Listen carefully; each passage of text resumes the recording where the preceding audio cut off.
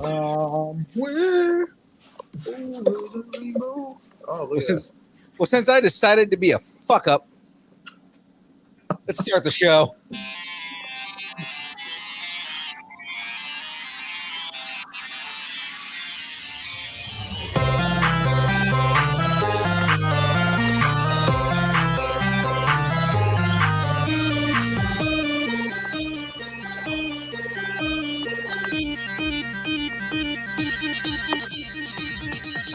Distance nerding.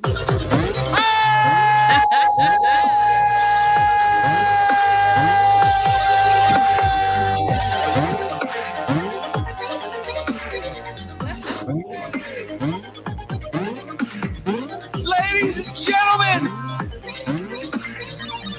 it is time to watch young Phil screw up at all the things. At all of the things. Oh yeah, because it wouldn't be a good show if I wasn't screwing everything up. Ladies and gentlemen, it's Tuesday. You know what that means.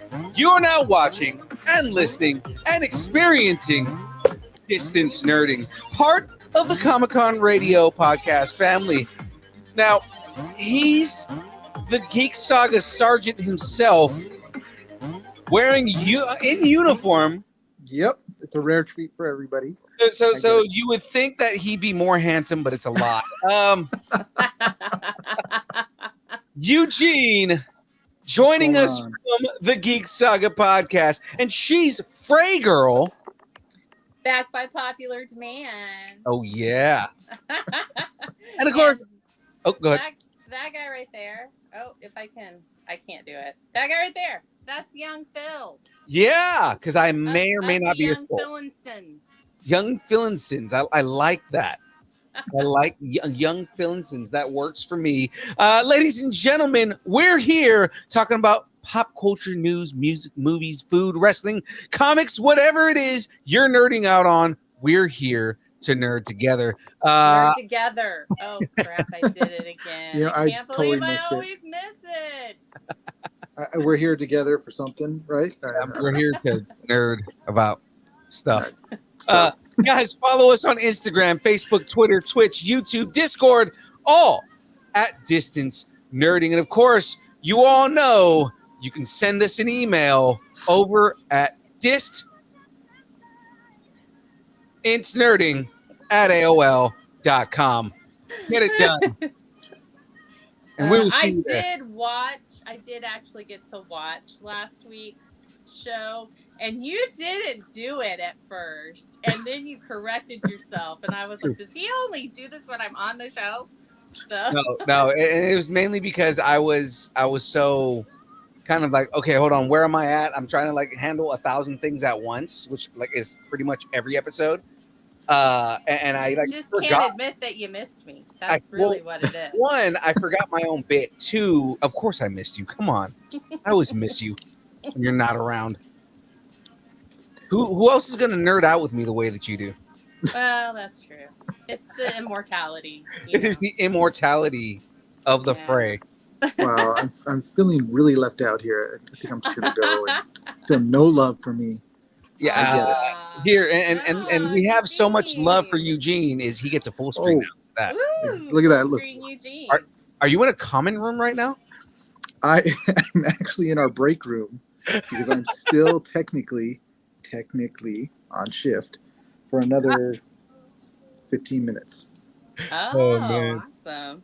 So I'm kind of hiding behind a box. Yeah, James, we don't call them fatigues anymore. Oh, yeah.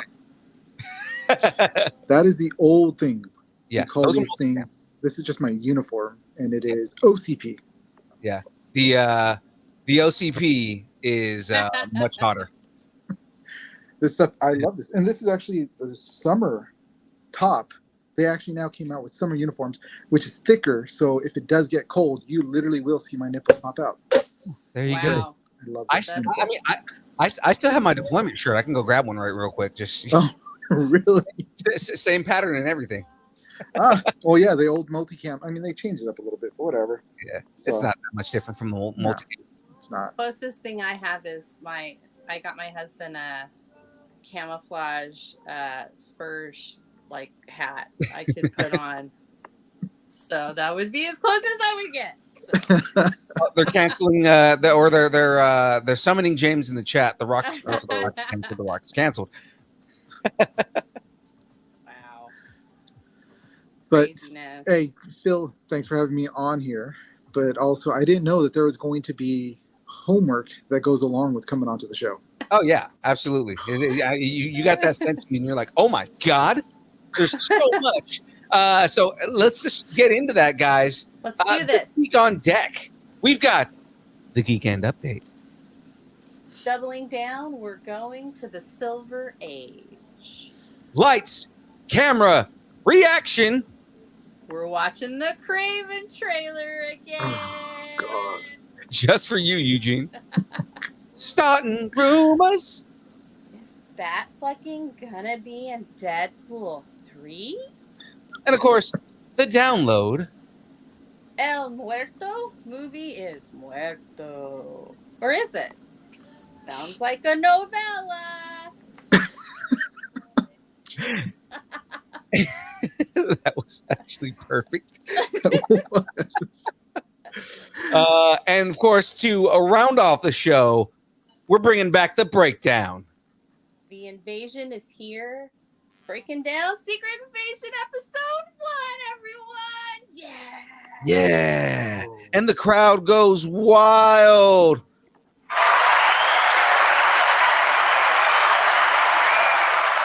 But of course, before all that, but first, let me get a shout out. Ladies and gentlemen, we've got a nerd appreciation shout out. Shout outs to Poddex. And boom. Poddex. Our unique interview question and episode starting prompt in the palm of your hand. So if you are a new podcaster or an existing broadcaster looking to grow your audience or get more engagement, level up with Poddex and check out poddex.com. Now, guys, use the code NERDING10, like you see on the bottom of the screen right there, to get 10% off your order at poddex.com. Completely worth it. I can tell you, Eugene has a deck now. I do. I definitely and I did use it last night. Oh, that's awesome. Oh, great. Which deck did you get? I just got the physical, so it was like the first original ones or whatever it was. Okay. Because there's Cool. different categories for the pod decks. Yeah, it was the interview deck. Like the ones that you see right here on this actual picture are the ones that come, like if you get the original one. So I have these. Okay. Yeah, you have the classic interview decks. Yeah. So yeah. did they teach you how to do the close-up magic? Because that's something they're supposed to do now. Yeah. What? Yeah, close-up magic. Anytime cards, you gotta have close-up magic. Come on. Wow, my hands are not that nimble, but all right, I'll try. I sounds think like we lost lost Eugene. Well, while we're waiting on him, of course, ladies and gentlemen, the next shout out, of course, Dubby. Graphic, please. There we go. Dubby is an emerging brand of energy drinks created to help focus concentration, reaction time with no jitters or crash. Dubby contains no maltodextrin, no sugars, no fillers, no artificial colors or dyes. And guess what, guys? It's keto friendly. Dubby contains Neurofactor, a neurotropic derived from the coffee fruit. Neurofactor helps give your brain focus and clarity with 150 milligrams of caffeine and 3 essential B vitamins. That's right. 3 essential B vitamins help you stay alert and energized. Find out more about Dubby by going to www.dubby.gg. Use the code NERDING10. Get 10% off your order. Eugene used to use Dubby. He rocks out to the ghost. I used to use the Dubby, but I don't want to hurt your guys' sponsorship and tell you what happened to me when I used the Dubby. So let's just say I used it.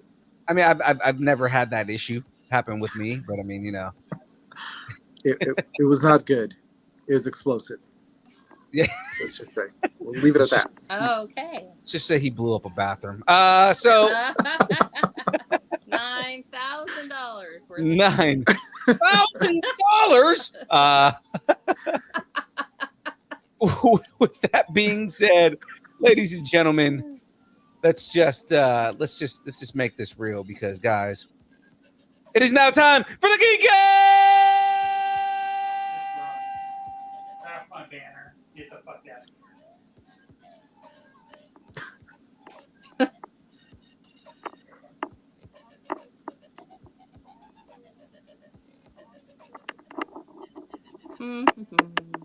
All right, silent moment. There we go. Ladies and gentlemen, Distance Nerding is on Comic-Con Radio. Now, guys, listen to Distance Nerding and our second show, Comic Conversation, via ComicConRadio.com. Look for the Distance Nerding podcast, even this episode, and a new Comic Conversation each week on ComicConRadio.com/podcasts. I'm going to go ahead and put that in the chat. Now, guys, there's a whole bunch of podcasts that are in the Comic-Con Radio family. Geek Saga being one of them.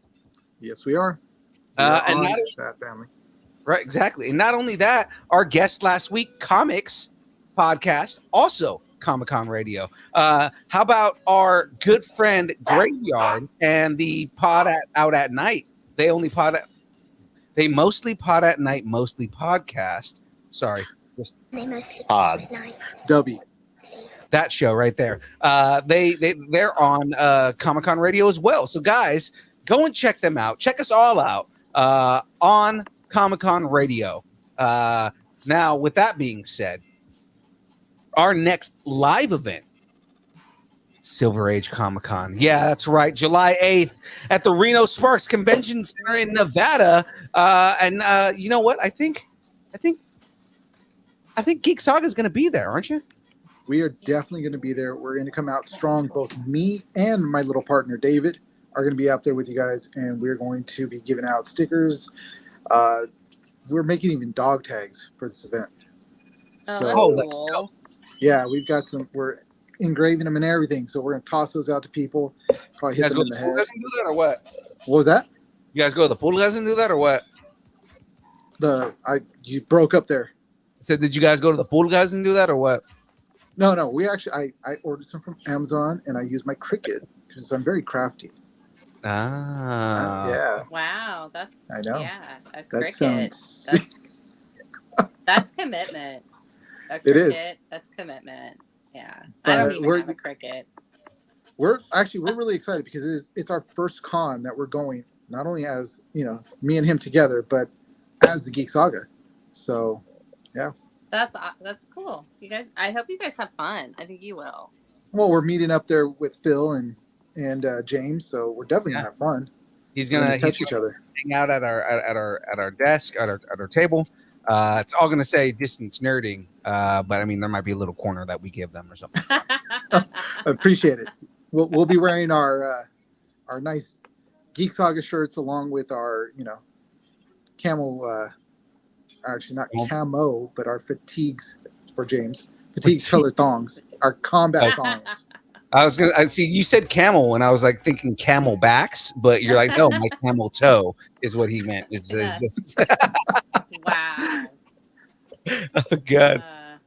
So that being said, guys, things to look forward to at Silver Age Comic-Con. Power Rangers Universe. We're doing an interview with Brittany Ann Pirtle, who's an actress best known for Power Rangers Super Mega Force and the legendary battle. And then Jasmeet Bedwalia from Power Rangers Beast Morphers. We're going to be going behind the Scream with two Scream actors, Nancy Ann Ritter and Leonora Skyfo. We're going to be talking anime in America with Jackie Lastra and Great Delisle Griffin, the legend herself. We're going to be doing a panel called For Your Eyes Only with Raymond Benson, who is he's the first American author for James Bond continuation novels. So he's got 6 original novels, 3 movie novelizations, and 3 short stories, as well as the 1980s classic reference book, James Bond Bedside Companion. And then, of course, Predator meets Andor. We're going to be having Brian A. Prince on stage, who's best known for being the Predator, and David Chung, who is a action actor that's been in Andor, Doctor Strange, Fantastic Beasts, Avengers, Age of Ultron. He's in the upcoming Marvels movie. He's in Aquaman 2, and he was in the Batgirl movie that got that he put away. And then, of course, Patriot Games is going to be AJ Buckley, most famous for Navy SEALs. He was in Rush Hour, Blue Bloods. He's also in TMNT and Wolverine and the X-Men. And the original Captain America, Reb Brown, who was also on Mystery Science Theater 3000. You know how good Reb Brown's Captain America movies are. So I gotta have to admit, ask David. You have to ask David Chung if he's in Barbie, because he did something on Instagram and he's being real coy about it, and I need y'all to find out for me if he's in Barbie. I can actually text him and ask him if he did anything on Barbie. He'll tell me too. So Yeah. it's like I need to know these things, Phil. I need to know. I need to know. Okay, go ahead. Sorry. God. All right. So, guys, it is now time to get into the meat and potatoes of the show here. Right? Because I don't know about you guys, but I'm ready for a little bit of Kraven the Hunter. You guys ready for Kraven the Hunter? Let's do this. I've been wanting to talk about this. Okay, because we're not reviewing Kraven the Hunter. We did that last week. We're not doing it again. oh thank God, that movie is So bad. you. No, we're not rewatching the trailer. We're not doing another trailer reaction. We did that just Okay, then I want to say one thing. Go ahead. And I'll give my please, because you weren't on last week. Give me your 2 cents. my 2 cents are I'm craving his abs. That's it. Just craving his abs. That's it. I mean, That's all I wanna say. he has magnificent abs, but the thing is it's exactly what Sewon said. It's Morbius too. Oh is. yeah, It it really looks is. horrible. It's so bad. My Yeah. own daughter's like, have you seen the trailer for this Kragen movie? I was like, Kragen? Yeah. I was like, Kraglin. It's the Kraglin. the movie Kragen. that we all It's the want. Kraglin. Yeah, I was like, yeah, it's Kraggle. horrible. God. It's the Kraken.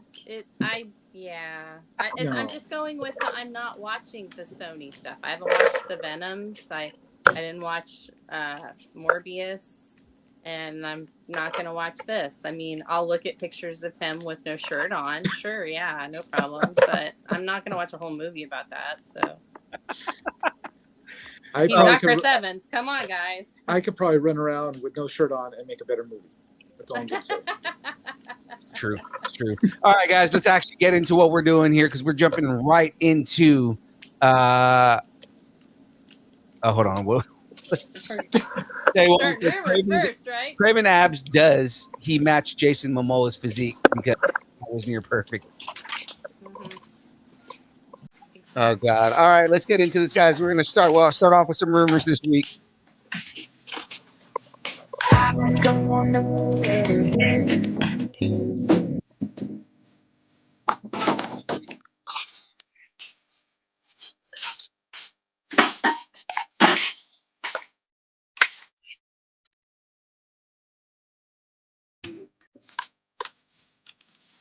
All right, guys, let's get right into this. Sorry, hold on. I'm changing the screen and go. Okay, there we go.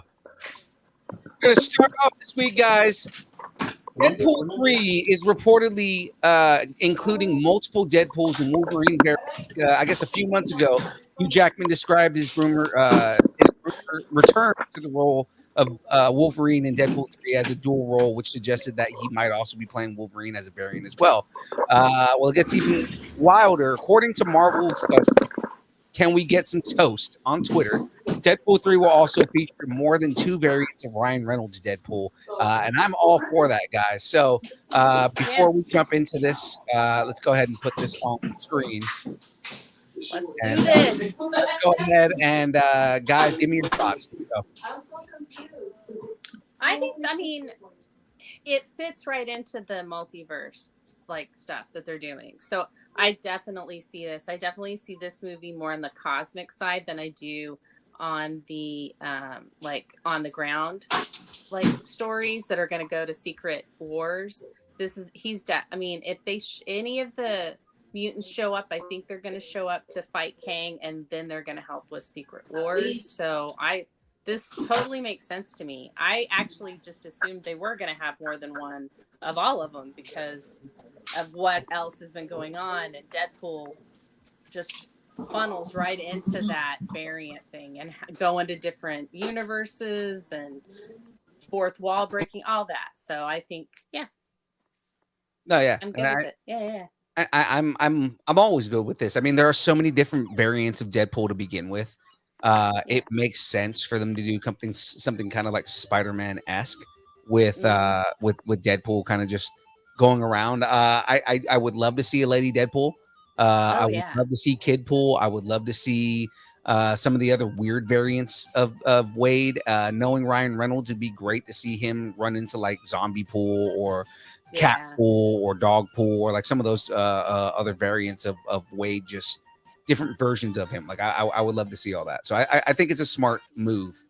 I'd like to see like Unicorn Deadpool, which I don't know if they've done yet in the comics, but I would love to see that. Just all the different, like any different things that you can do that Ryan Reynolds can make up in his little head and put on the screen.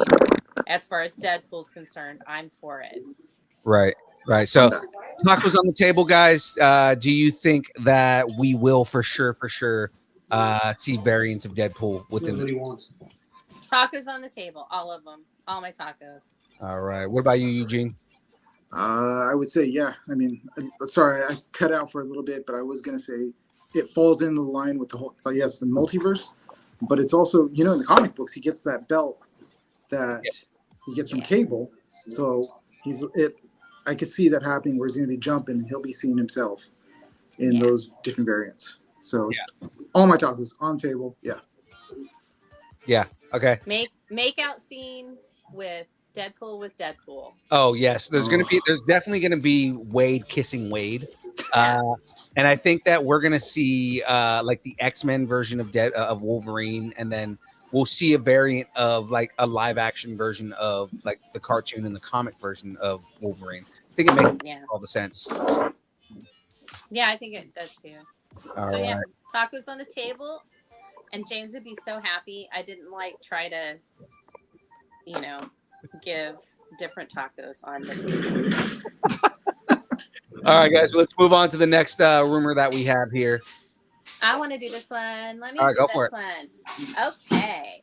So in more wild Deadpool rumors, an interesting new rumor has surfaced about Deadpool 3, saying that Ben Afleck has been spotted on the set of the film. Noted that it's likely that Ben Affleck could be playing his version of Daredevil from the 2003 film. This is entirely possible with Deadpool 3 playing around with the multiverse. So here's the thing I'm thinking of. Why can't he just be Batman? Honestly, I think that is a possibility, because one of the things about this is like, okay, we could do Ben Affleck as Daredevil, but I think it would make sense because in the comics, Wade has messed with Batman multiple times. Yeah. Oh, yeah. Yeah. So I mean, like, I would love to see him like show up as, like, it doesn't even have to be Batman. They can just allude to it being Bruce Wayne without saying Bruce Wayne, so it's not like a issue with Warner Brothers. I think maybe it would be like, okay, they just mention it, like he does mention stuff like that in other stuff, like Ryan Reynolds has. So you have Ben Affleck as Matt Murdock, and he says, hey, here's your suit, and it's a Batman suit. You can just see the cowl coming out of it. Yeah, and that's it. And then they go on with the Matt Murdock stuff. But I think that would be funny. So there better be that in there. You hear me, Ryan Reynolds? I'm looking at you, Ryan. Yeah. Ryan Reynolds. I think that would be a great idea. I think it's something that would definitely match up and fit in that universe. So I mean, given that they're seeing him on set, do you guys think that he's just showing up and supporting friends, or he's actually going to be in the movie itself? Tacos on the table, is Ben Affleck going to be in the Deadpool movie? I would say he's going to be in the Deadpool movie because, I mean, he has been a variation, like you said, he's been a variation of Matt Murdock, so why not? And it could maybe redeem him from such a crappy movie. Yeah. That movie was horrible. It was. But the thing is, I've said this in the past, he played a good Matt Murdock, but it was he did. a movie. It was the writing that would suck. It wasn't his fault that they screwed it up. I mean, Yeah. I liked the movie, but I'm not as big of a Daredevil fan, I think, as other people are. So I liked it. I thought it was cool. But I really love the Daredevil series. So that makes the Daredevil movie look like Absolutely. horrible. And we kind of So, got in an argument on Saturday on the Nerd Out because I was saying that that the Marvel version of Daredevil is a different variation of the Netflix universe. It's not the same. So, you know, we kind of got into it over that show. Yeah. Oh, yeah. So my tacos are on the table, but let me tell you, it's going to be 50% Daredevil tacos and 50% Batman tacos. And I know you're watching, James, and I don't care. Oh God, I love it. So let's go ahead and just move on here. Moving on into the next rumor that we have here. Eugene, do you have everything in front of you? Do you want to read the next one? I do not have everything in front of me because unfortunately, I'm on my phone. No worries. But it is, I mean, I'm seeing that, starting the rumors, MCU Secret Invasion star Cobie Smoulders reportedly returning for the Marvels. That's right. Now, speaking of characters coming back from the dead, which we'll talk about later on in the show, according to a new report, the film will feature the return of a surprising character. According to the Hollywood Reporter, Cobie Smoulders will be reprising her role as Maria Hill in the Marvels. So do you guys, considering what happened in this last week's episode of Secret Invasion, do you guys see Cobie Smoulders showing up in the Marvel? Yes. I say yes. She's. I mean, it's. Eugene and I are on the same page. I'm not for the whole Marvels movie. I didn't like Captain Marvel, anyways. But the thing is, you think about it, that she knows about Captain Marvel, obviously because she's so close to Nick Fury. So why would they not put her in, especially if he's by that time already disappeared into space when this movie's supposed to take place? I'm assuming you haven't seen I did. First I episode. did. I watched the episode today, and so yeah, I mean, they could do it a couple of ways. They could either do flashbacks where it's just like different conversations they had, or it could be that it does take place before Secret Invasion. I don't think it does. Or it could be that she's not really dead, or it could be an LMD. Or it could be during the snap, when but they were both blipped. Was it? I don't remember. Captain Marvel was blipped, and so was she. Was blipped too? Yeah. No, I don't think she was, but Maria and Maria Hill was blipped for Maria sure. blipped. Yeah, Okay, see, I haven't watched the movie in a while. But I don't think Captain Marvel. No, she wasn't, because she was still. back. She was still with all the rest of them. She had the mohawk and all that, you know. Yeah. But so yeah, I would say she's probably going to be returning. Yeah, and I mean it would make sense, especially because she has so many ties to like sword and everything like that. It would make sense for Maria Hill to be in that movie. Yeah, absolutely. I think so too. My tacos are all on the table for that, and they're all Maria Hill tacos. Yeah, tacos are also on the table for that. So we'll go with that one. Okay, so next rumor, I was gonna do a British accent, but I'm not gonna do that. I started New York and it just went weird. So next rumor, love. A Production Weekly describes the new Rey Star Wars film. Set roughly 15 years after Rey's victory over Palpatine and the end of Star Wars: The Rise of Skywalker, the sequel delves into Rey's courageous endeavor to restore the Jedi Order, where she assumes the role of mentor to two promising young students, a girl and a boy. As their training progresses, it becomes evident the girl possesses extraordinary abilities, destined to emerge as a future leader. And then there's a lull, LOL. I don't know what that was. I don't know. That's crazy. Okay, so I mean, but I my can see question, that. I was gonna say, my real question is, was that a synopsis? I guess so. Yeah, that was a Ninja Star Wars Jedi synopsis, I guess. Ninja Jedi Star Wars options.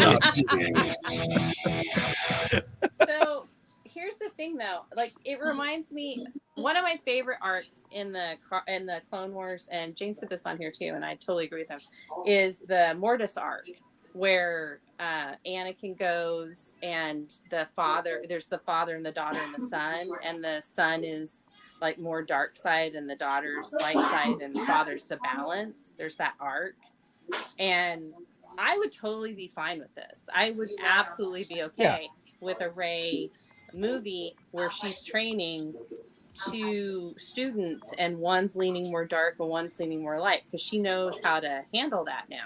She may be the only one that does, because I think she's the only one that's had that issue. Right. So there is the Mortis arc that's in the Clone Wars, but then also there was a really good story arc in Old Republic. Mm-hmm. And I feel like that's another good example right there. Yeah, I love the Old Republic stuff and the High Republic stuff, so I'd love to see more of that. And I know we're getting the Acolyte, but I just think this might be cool to circle back. Like, instead of it be so militaristic, like the Jedi Order being as militaristic as it was during the Clone Wars, that it's actually gone back to more of the mystical, Jedi that powers itself and learning from the Force itself, and not just using it as a tool. Well, for me, I'm sorry if I get you guys a lot of hate mail, but Don't worry about it. I don't like Rey.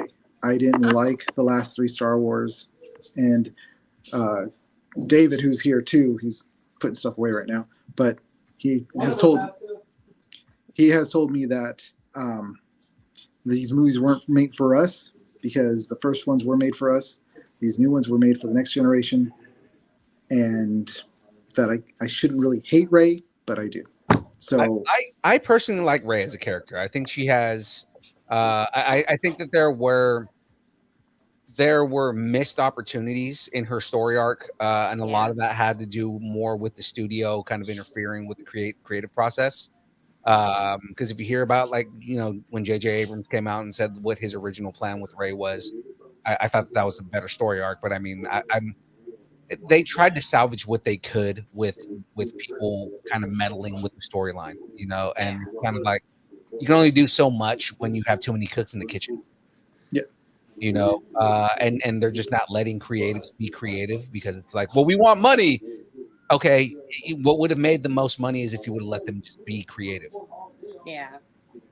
But you guys decided to put your hands in everything because you thought that that's what would make more money. So, I mean, you obviously don't know enough about what's going on with like the actual characters and everything. But still, again, I do enjoy her character. I think that she has a decent story arc. I think I do want to see more of what she has to offer when it's not directly attached to Luke and Anakin and everybody else. Yeah, me too. I think that's why I'm most interested in this type of movie for her, is because I could see her being more mentor. Like, she has that mentor type, like just her character itself, and so I could see that, like, she might be a better mentor. And then and having the new students be the new, like, oh gosh, this is gonna happen. So right. So yeah. So real quick, just tacos on the table. You guys, do you guys believe that the storyline is going to be Rey being a mentor to two students, one of the light, one of the dark, kind of thing? I do. I think so. Yeah. I would say my tacos are on the table for this, because I don't know where else they could go with it, unless they, manufacture something else that has to do with her personally, And I think, we've beaten at the dead Palpatine until he was God. a clone. So Yeah. I think we're good with that. Beating so. the dead Palpatine horse, right? Yeah. I'm gonna say no. I like the other rumor I heard about her just kind of being in the background, not so much in the forefront. That's the other rumor that we heard, right? Yeah. So, Okay. Well, that's all we've got That's for cool. rumors this week, guys. So Yay. let's jump into some news because, guys, it's now time For the download. Woo! Woo! Woo! Still All right. triggering. It still triggers you. It's gonna be Oh, here God. for half an hour just to get on the internet. I'm just going to leave that there. Guys, check out the Distance Nerdington post for more news, all the trailers, reactions. Let us know what you're nerding out on this week. We've got all kinds of stuff in there. Of course, Cam is always dropping stuff in the Nerdington posts and everything like that. Also, check out the Discord, guys. Any conversations that we have here that we may not finish on the show, we will continue in the Nerdington post. So let's continue. I'm sorry, in the Discord. So let's continue on here, guys. Let's start off with a couple of news boosh. News boosh. News boosh. First story on the line here, guys. The next Spidey spinoff is on the ropes. But Sony Pictures has been developing a new Spider-Man universe film project with Bad Bunny based on the Marvel superhero character El Muerto. But it was recently pulled from the release schedule. The script for El Muerto is being written by Gareth Dunnett Alcocer, and the Marvel character is an anti-hero who is the son of a luchador next in line to inherit the ancestral power of El Muerto. Is this project down for the count? What are your guys' thoughts on this?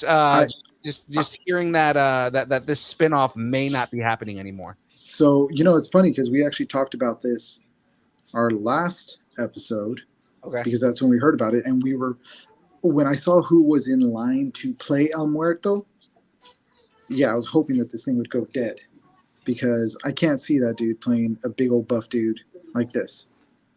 And so then I heard that he's possibly off the project, but may still stay as a producer, and they're going to bring in somebody else. It's like, okay, I guess. Why not? Yeah. I mean, So, go ahead. I have a question. Uh-huh. Because I don't know that much about him. Is he like a Bane character almost? Kind of. El Muerto is like a very, very, very low rent D-list Spider-Man character. Like, he's not. It's basically Sony trying to do the same thing that they've been doing and giving a Spider-Man villain that really doesn't need his own movie. Yeah. Oh. Okay. And I mean, it's nothing against the actors that are getting in there. I mean, honestly, yeah, El Muerto is a big dude, but the only reason that I like the idea of Bad Bunny playing him is because Bad Bunny can actually wrestle.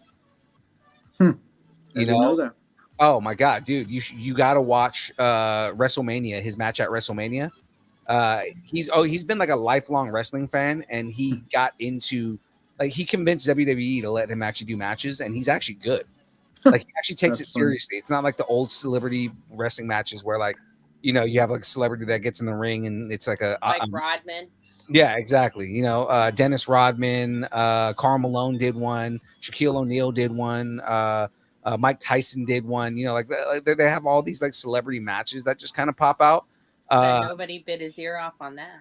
Yeah, I know, right? But Bad Bunny is actually a decent wrestler. He's actually a really good wrestler. So I mean, I am not like, I like the idea of Bad Bunny playing El Muerto, but again, I was never a fan of the idea of them making a movie on this. Yeah, sorry, I would say the same thing. I'm not really a fan of. I mean, I'm not a fan of this idea. I feel like he's too minor of a character to put it up there. Like he was featured in a flashback episode of flashback comic book of Spider-Man about when Spider-Man was a wrestler, and then comes back and like he wrestles Spider-Man, and it's just kind of like he's such a minor character to get his own movie, you know. Well, they're probably trying to do the same thing that, you know, obviously when we first heard about Iron Man and all those other characters, when they were thinking about the Avengers movie, it's like, well, these are kind of minor characters in a sense, and they're hoping to strike gold again now with these new, bringing up these even minor characters, and maybe they can do something. So, right. And, So El Muerto is kicking out after the countdown because, yes, Sony Pictures had removed the Marvel movie El Muerto from the release schedule. Now the studio is very much interested in moving forward with the project. So they still want to do this. Hold on. I'm on the wrong page. They're right there. They still want to do this. As of right now, with the writer strike happening, there are a lot of aspects of the project that could be that could change. The outlet also notes that it's unclear if Bad Bunny will still serve as an executive producer on the movie. So we don't even know if Bad Bunny is still going to be involved in this at this point. Yeah, it just seems like it's all so up in the air that, you know, I don't want to say, oh yeah, this is great, or I'm not going to watch it. I'm just not watching any of the Sony Spider Villain movies, really. I think I might watch Madam Web, but I don't know if I am or not. So. I mean, that's another movie I'm not too excited about, you know? Yeah.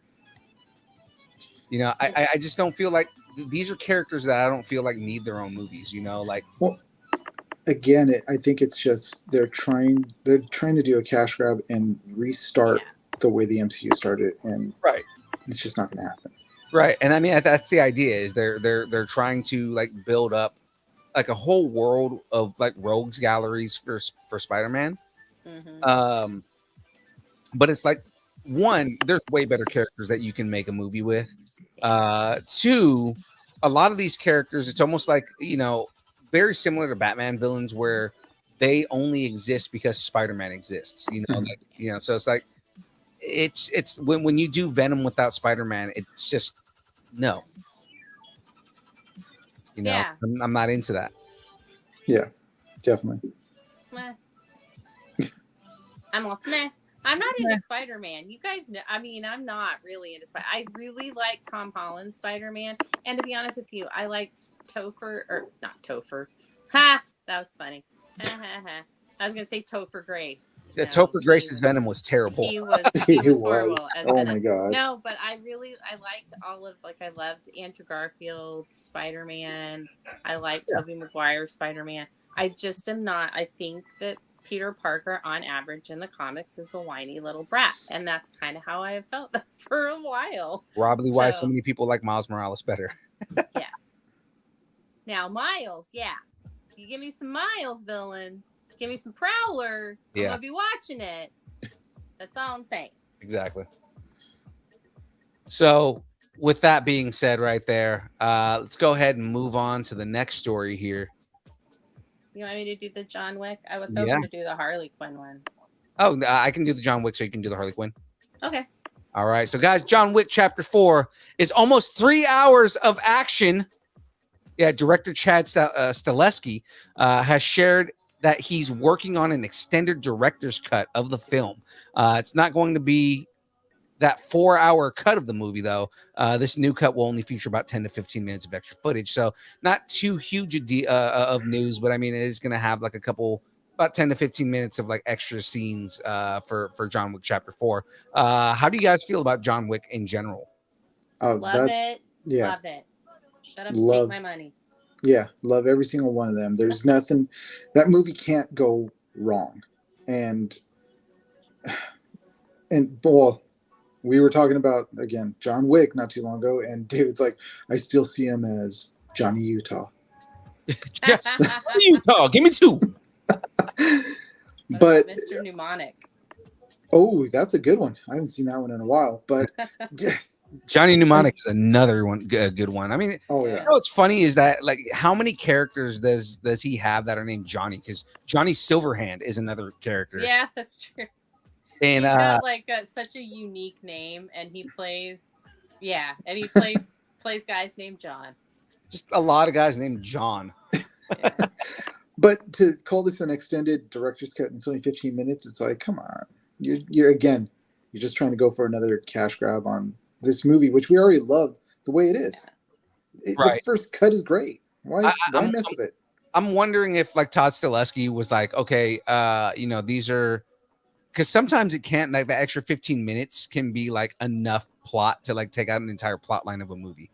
Yeah. So I mean, like it could just be that that he's adding in a plot line that he feels will enhance the movie. Or what if it is 15 minutes that we see Halle Berry because they're talking a spin-off of her character, and that's what they're trying to throw in. Well, I mean, let's start another rumor. let's do it. I love starting crap. Okay, hold on. Yeah. I don't know. Okay. You heard it here first, everyone. Yeah, heard it here first. You heard it here 15 first, minutes but is you Holly heard it. Berry. You heard it from the 15 Geek minutes? Saga. 15 minutes of fame. Speaking of 15 minutes of fame, What? Oh, it's me. I'm talking now. Okay, great. All right, Harley Quinn season 4, July premiere date confirmed. Everyone, confirmed.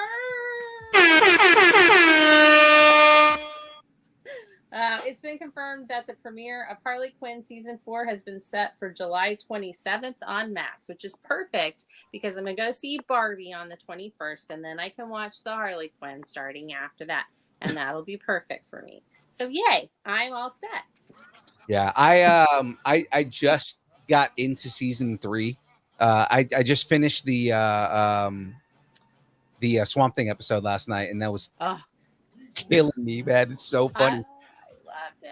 Oh, Nora Freeze is so different of a character than you've like known her to be in the comics. I love it. And she's such a hoe.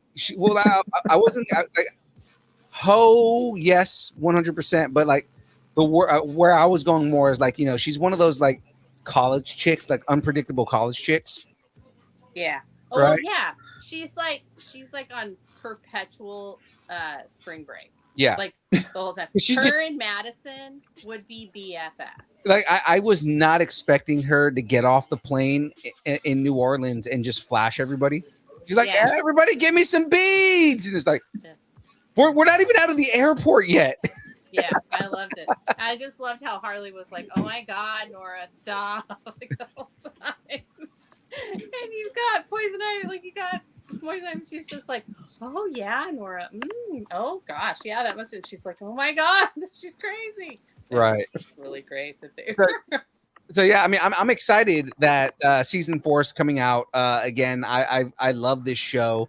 We know some people who are attached to the show, like who've worked on this show, and that's kind of what got us into it. But then just like watching it is like, it works so well for being something that's borderline parody. I mean, well, it's got. I mean, I think it is the only R-rated show that would work, like animated that would work, like that Harley Quinn, like having her do the F-bomb like every other sentence, and just like the way, I don't know, it really really centers it for me, even though it's animated. I'm like, yeah, these people could really live in our world. So well, it's also that it's the one thing DC does right every time. The animated series. Oh, it doesn't matter who it is, which character, they always do it right with these, the animated series. Movies are going to bomb. Animated series is what's going to make it. And yeah, I honestly was like kind of hesitant on watching the show, and then I started watching it, and it was freaking hilarious. I had to keep watching. Better. To me, it just gets better. That's my thing. I can't have a regular chair like everyone else. Oh yeah, the explode. I'm going to explode you. Like we even like my husband and I will like be somewhere and someone will say something like, "Hey, this soda" or something. It'll sound like explode, and we're like, "We're going to explode you." And so we explode you. Giggle so much because of that. But God, I love Bane so much in that. oh wait, I'm actually getting something. We have breaking news. We have breaking news from the Oh. Daily Planet. It's breaking news from the Daily Planet, y'all. It sounds like James Gunn has made a decision. He's got his Superman and his Lois. And he's More on the story. and it's I a got corn sweat. young Phil. It is. Oh my God. Young Phil in the field, up in the air. It's a bird. It's a plane. It's sweating corn. The DC Universe has officially found its new Man of Steel. On Tuesday, DC Studios confirmed that David Cornsweat and Rachel Brosnahan will lead Superman Legacy, a new live-action film set to be written and directed by co-CEO James Gunn. Cornsweat, whose God, I love saying that name, Cornsweat, whose filmography includes Pearl and the Politician, will portray Clark Kent, Superman. Brosnahan, who has appeared in The Marvelous Miss Maisel and House of Cards, has been cast as Lois Lane. The news of their casting was subsequently confirmed in a tweet by Gunn, who responded to the news with accurate. They are not only both incredible actors, but also wonderful people. All right, guys, I need your thoughts on this. You know, I'm happy. Go ahead, Eugene. Oh no, go for it. You go ahead. I can talk and talk and talk. Phil knows this. Yeah. Go for it. So again, looking at the dude, he looks very much like a young Superman. Does. Brosnahan, just looking at the picture that's on screen right now, she fits Lois Lane. I see her kind of being able to play Lois Lane. And I mean, I get it. They're going for a young Superman. They're going for a young Lois Lane. This is like probably early in their career. Obviously, it's got to be in Metropolis because it's Lois Lane is involved at all. Mm-hmm. And yeah, I mean, I think it's a good idea. I think. Well, I don't know much about Cornsweat, but when I saw that he got picked, I was like, I love the name. So yes, I'm all behind it. Finding out more about David Cornsweat. But with Rachel, she's perfect because if you remember, what do you call it? The Superman Returns, their choice for Lois, she was so boring. It was what was her name? I know. I mean, I know that the actress. What's her name? What is her name? She was from Blue Crush. She was in several other movies, but her Lois Lane was so boring. Homegirl here has the chops to be that quick wit because we've seen it in Miss Maisel. Right. And you've got to have that quick wit when you're on a show like that with the director that they have and writer. So she's going to be perfect. And she's got the look. And she's hot. And she'll be my future ex-wife. There it is, Kate Bosworth. She was such a boring Lois Lane. You know, I agree with that. I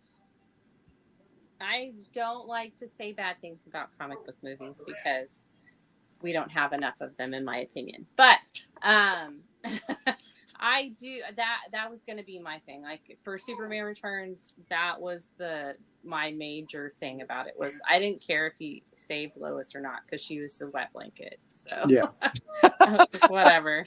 Save the kid, leave the girl. Where's the intrepid reporter? I know Lois. So. But I think I'm a huge fan of Rachel's. I had loved her on The Marvelous Mrs. Maisel.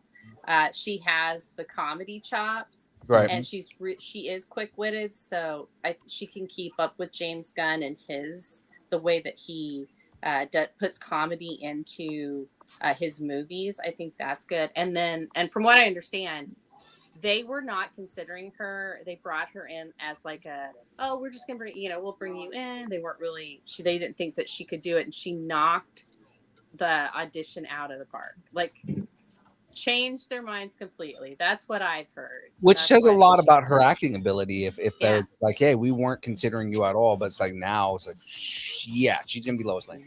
Yeah. And I really like Cornsweat. I do. I hate that that's his last name because we're gonna go over it and over it and over it and over it and over it, over it. And everybody's favorite kind of sweating corn. Yeah.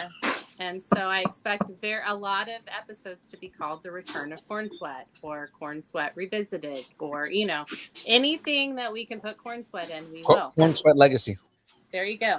But I do agree that he's got the look. He's got the Superman jawline. He's got the swoop in the hair. Mm-hmm. He almost looks like in his face is hope. Like you can see his face is not like there are some people where they've had a lot of crap done to them and you can see it on their face. You can't see it on his face. His face is still hopeful, and I think that's something that we need to see in a Superman. Right. He's got a Wellington look. I mean, and that's what I was gonna say. He has kind of like a young Tom Welling look. Mm-hmm. Very much. And he never got to wear the cape. And yes, really. Yeah. So there you go. Make Tommy his dad, and let's move on. All I right. think it's great. One step closer. James Gunn's going to do it. I want a t-shirt that says James Gunn is my God now. I mean, James that's Gunn is like my where God. I am. Yeah. Except that he Lord may be getting rid of Savior. Gal Gadot, what kind of sucks, but still. He can, I'm okay with it. And no. you know how much I love Wonder Woman. Right. You know how much I love Wonder Woman. So there's that. But you know what I want to talk about now? I think we should talk about San Diego Comic-Con because there's a lot of stuff going down and we need to talk about it. Definitely need to. And I figured I was going to let you do this one because you have a lot of ties to Comic-Con. So yeah. So apparently, where the studios be, y'all? Where they be? Because they ain't gonna be at Comic-Con because apparently they're bailing out. How dare you? Actually, think that it's a good idea. So this year, Marvel, Netflix, Disney, Sony, HBO, and Universal are all pulling out of San Diego Comic-Con. And that's so Hall H may be a little H for haunted by our dreams and awash with our tears for not being able to see all the new trailers and everything that's going to be coming up next year. And why? Probably partially because of the writer's strike. And also because why the heck not? Let's not give fans what they want. I mean, no, I'm not bitter at all. Marvel Studios will be a no-show. But now we've learned that Netflix, Sony, HBO, and Universal will not be showing up. right. Things we won't be seeing at Comic-Con this year include upcoming projects such as The Marvels, Loki Season 2. What? Loki Season 2? I gotta have my Loki. Right. All right. Ahsoka, Haunted Mansion, True Detective Season 4, which I hear is actually going to be like the best of all of them because they've got like Jodie Foster's coming in. House of the Dragon Season 2. It's coming out in the 24. We could probably wait on that a little. Gran Turismo. Why is that a movie? That Did you should not. see what that is? Yes. I've seen the trailers. I know what it is. I still don't understand why it's a movie. That's And I know a it's based on a story. true story. And I know that this kid did a lot. But all I see is his mom being worried about him. And I'm going to be worried for 2.5 hours or however long it is. Anyway, Craven the Hunter. We have already talked Which about nobody that. cares about. We're Nobody not. cares. Yeah, that can go away. Last Voyage of the Demeter. That looks really good. That looks And really now good. that I Yeah. know what it's actually about, I think that it's going to be awesome. Yeah. Strays, The Exorcist, and One Piece, just to name a few. So, Yeah, that's there's a lot of stuff. coming out. Yeah. Yeah. So Amazon Studios are said to be in attendance and will have panels for the Wheel of Time Season 2, The Boys Gen B, and The Boys Season 4. Well, I mean, at least there's that. And you know what? I really want to see I want all of those because I watch all of those. So I think that'll be cool. So then James put in here, hey, maybe this will open up Hall H for Lumpia with a Vengeance panel. You know what? That's great. That would be all right. Well, so they have a panel at San Diego Comic-Con. It'd be great if it was in Hall H though. Yeah, it would be. Right. And so it says SDCC, San Diego Comic-Con, or Comic-Con, will run July 20th through the 23rd in San Diego, California. In San Diego. Yeah. So just to tell you guys that I don't know if you guys have ever been to San Diego Comic-Con. I have not. Okay, so I used to Comic-Con. work it. Oh, that's right. You worked it. So you know that. And when was the last time that you were down there? Oh, it was a while ago. It was right when all of the movie companies were starting to rev up. So I know what it was before that. Yeah. And it was an amazing thing before that. And they had a lot of panels before it in Hall H. So I don't think they're going to be that bad, but I just think it's gotten way out of hand, and to the point where it spills out into the surrounding area, which it's great for the economy of that town during that time. Right. But it's become so much of a circus now, and it's all about the big studios that you lose sight of what it used to be about back when Fray was there. And when I actually went back, when I was there, it was about the comic books. It was about being able to even just walk through the place. Right. It got to the point where you can't even walk. Like, you can't see the booths. Yeah. You're like, oh, there's something. And you're like, you got to just herd through with the rest of it. So I think it's a good thing seeing these guys kind of take a step back and bail out or whatever they want to call it. It's not going to hurt Comic-Con whatsoever. I mean, I agree. I don't know. I like that it got to be the spectacle because it was, I love San Diego Comic-Con, but I also, they're going to survive. They survived, they grew out of, it was one room, and I want to say it was like, 1972 or something? Right. One room with just comic books in it, and now it's this. So I think they're going to be okay. I think the fans come to see the celebrities, but I think that's just a bonus. I think they were going to come anyway. It's a destination thing. San Diego Comic-Con has always been like, oh, it's the Comic-Con to go to, no matter what. And that's kind of how I feel too. Is this is definitely not something that's going to hurt San Diego Comic-Con. I mean, it will for like superficial fans and stuff like that, but this is still like the penultimate or the ultimate destination for all things comic book, all things nerdy, all things, if Disney pulls out studio stuff, I'm sure they're not pulling out like comic stuff, like you're still probably going to do comic book announcements and say, here are new storylines coming out. And here's a preview of a new book that's coming out or something like that. Like they're not going to be getting rid of stuff like that because you don't stop doing that kind of stuff at Comic-Con. But that's not their main media thing, right? Like their main big media thing is the movie studios, and they're going to be pulling out of that to probably do like D23, probably do their own thing. Well, I mean, you still got the God itself, Amazon, coming in to do stuff. So it's still going to be a spectacle. Maybe it's because Barbie's that weekend, and they just didn't want to like overshadow Barbie, so they decided that they'd all just collectively not do it. And Amazon, because Bezos is Bezos, has to just buck tradition and go and do it. Yes, it's Barbie that's stopping it all. You're right. Say Wong in not the chat. Oppenheimer. Yeah, I know, right? Say Wong in the chat saying Warner Brothers didn't pull out completely. DC is still going to be there. Well, yeah, I'm sure the comic side of things is still going to be around because obviously that's what Comic-Con's about. I think DC Studios is actually going to be there, though. Oh, really? Yeah. Whatever. Yeah. They don't got no good movies.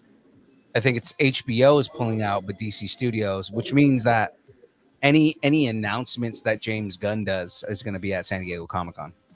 Yeah. And I have a feeling it's going to be one of those. I think, so part of the rumors were that the reason a lot of people were doing it was because of the strike, because if SAG-AFTRA goes on strike too, then they won't have any stars to even parade out. And so I think, that could be part of it. But I also think that James Gunn is like, oh, if we don't have stars, that's fine. You guys can just listen to me talk to you and we'll put stuff on the screen and it's not a big deal. Right, so it's still James Gunn. Right. Yeah. So that's it. He won't be there in the capacity of being a writer. He's there as a studio exec, so he can do it. Right. But I do You know, think that's part of it. You know, he at least has outlines where he can say, okay, so these are the ideas that we have, or this is where we're like the development that we're going in. So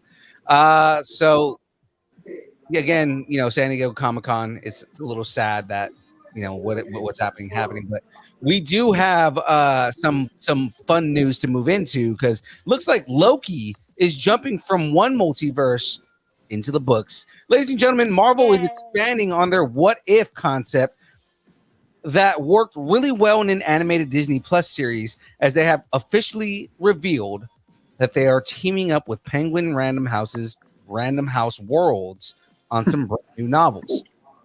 Marvel, that they will be developing multiple novels that will feature Spider-Man, Loki, the Moon Knight, and a whole bunch of other characters that you know and love. The What If novels will be released sometime in 2024 and will launch with What If Loki Was Worthy. Now, the series will launch in 2024 with 3 titles. The first book in the series is What If Loki Was Worthy, a Loki and Valkyrie story by Madeline Rue, publishing on March 12th, 2024. So, yeah, we still got a little bit of time before these come out. Followed by What If Wanda Maximoff and Peter Parker Were Siblings. It's an interesting one. Scarlet Witch and Spider-Man story by Sheenan McGuire, publishing on July 2024. Why? How? Okay, never mind.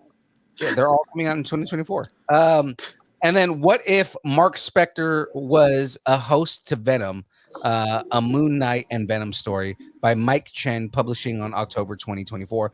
Are you saying why, as if like why would Wanda and Peter be siblings?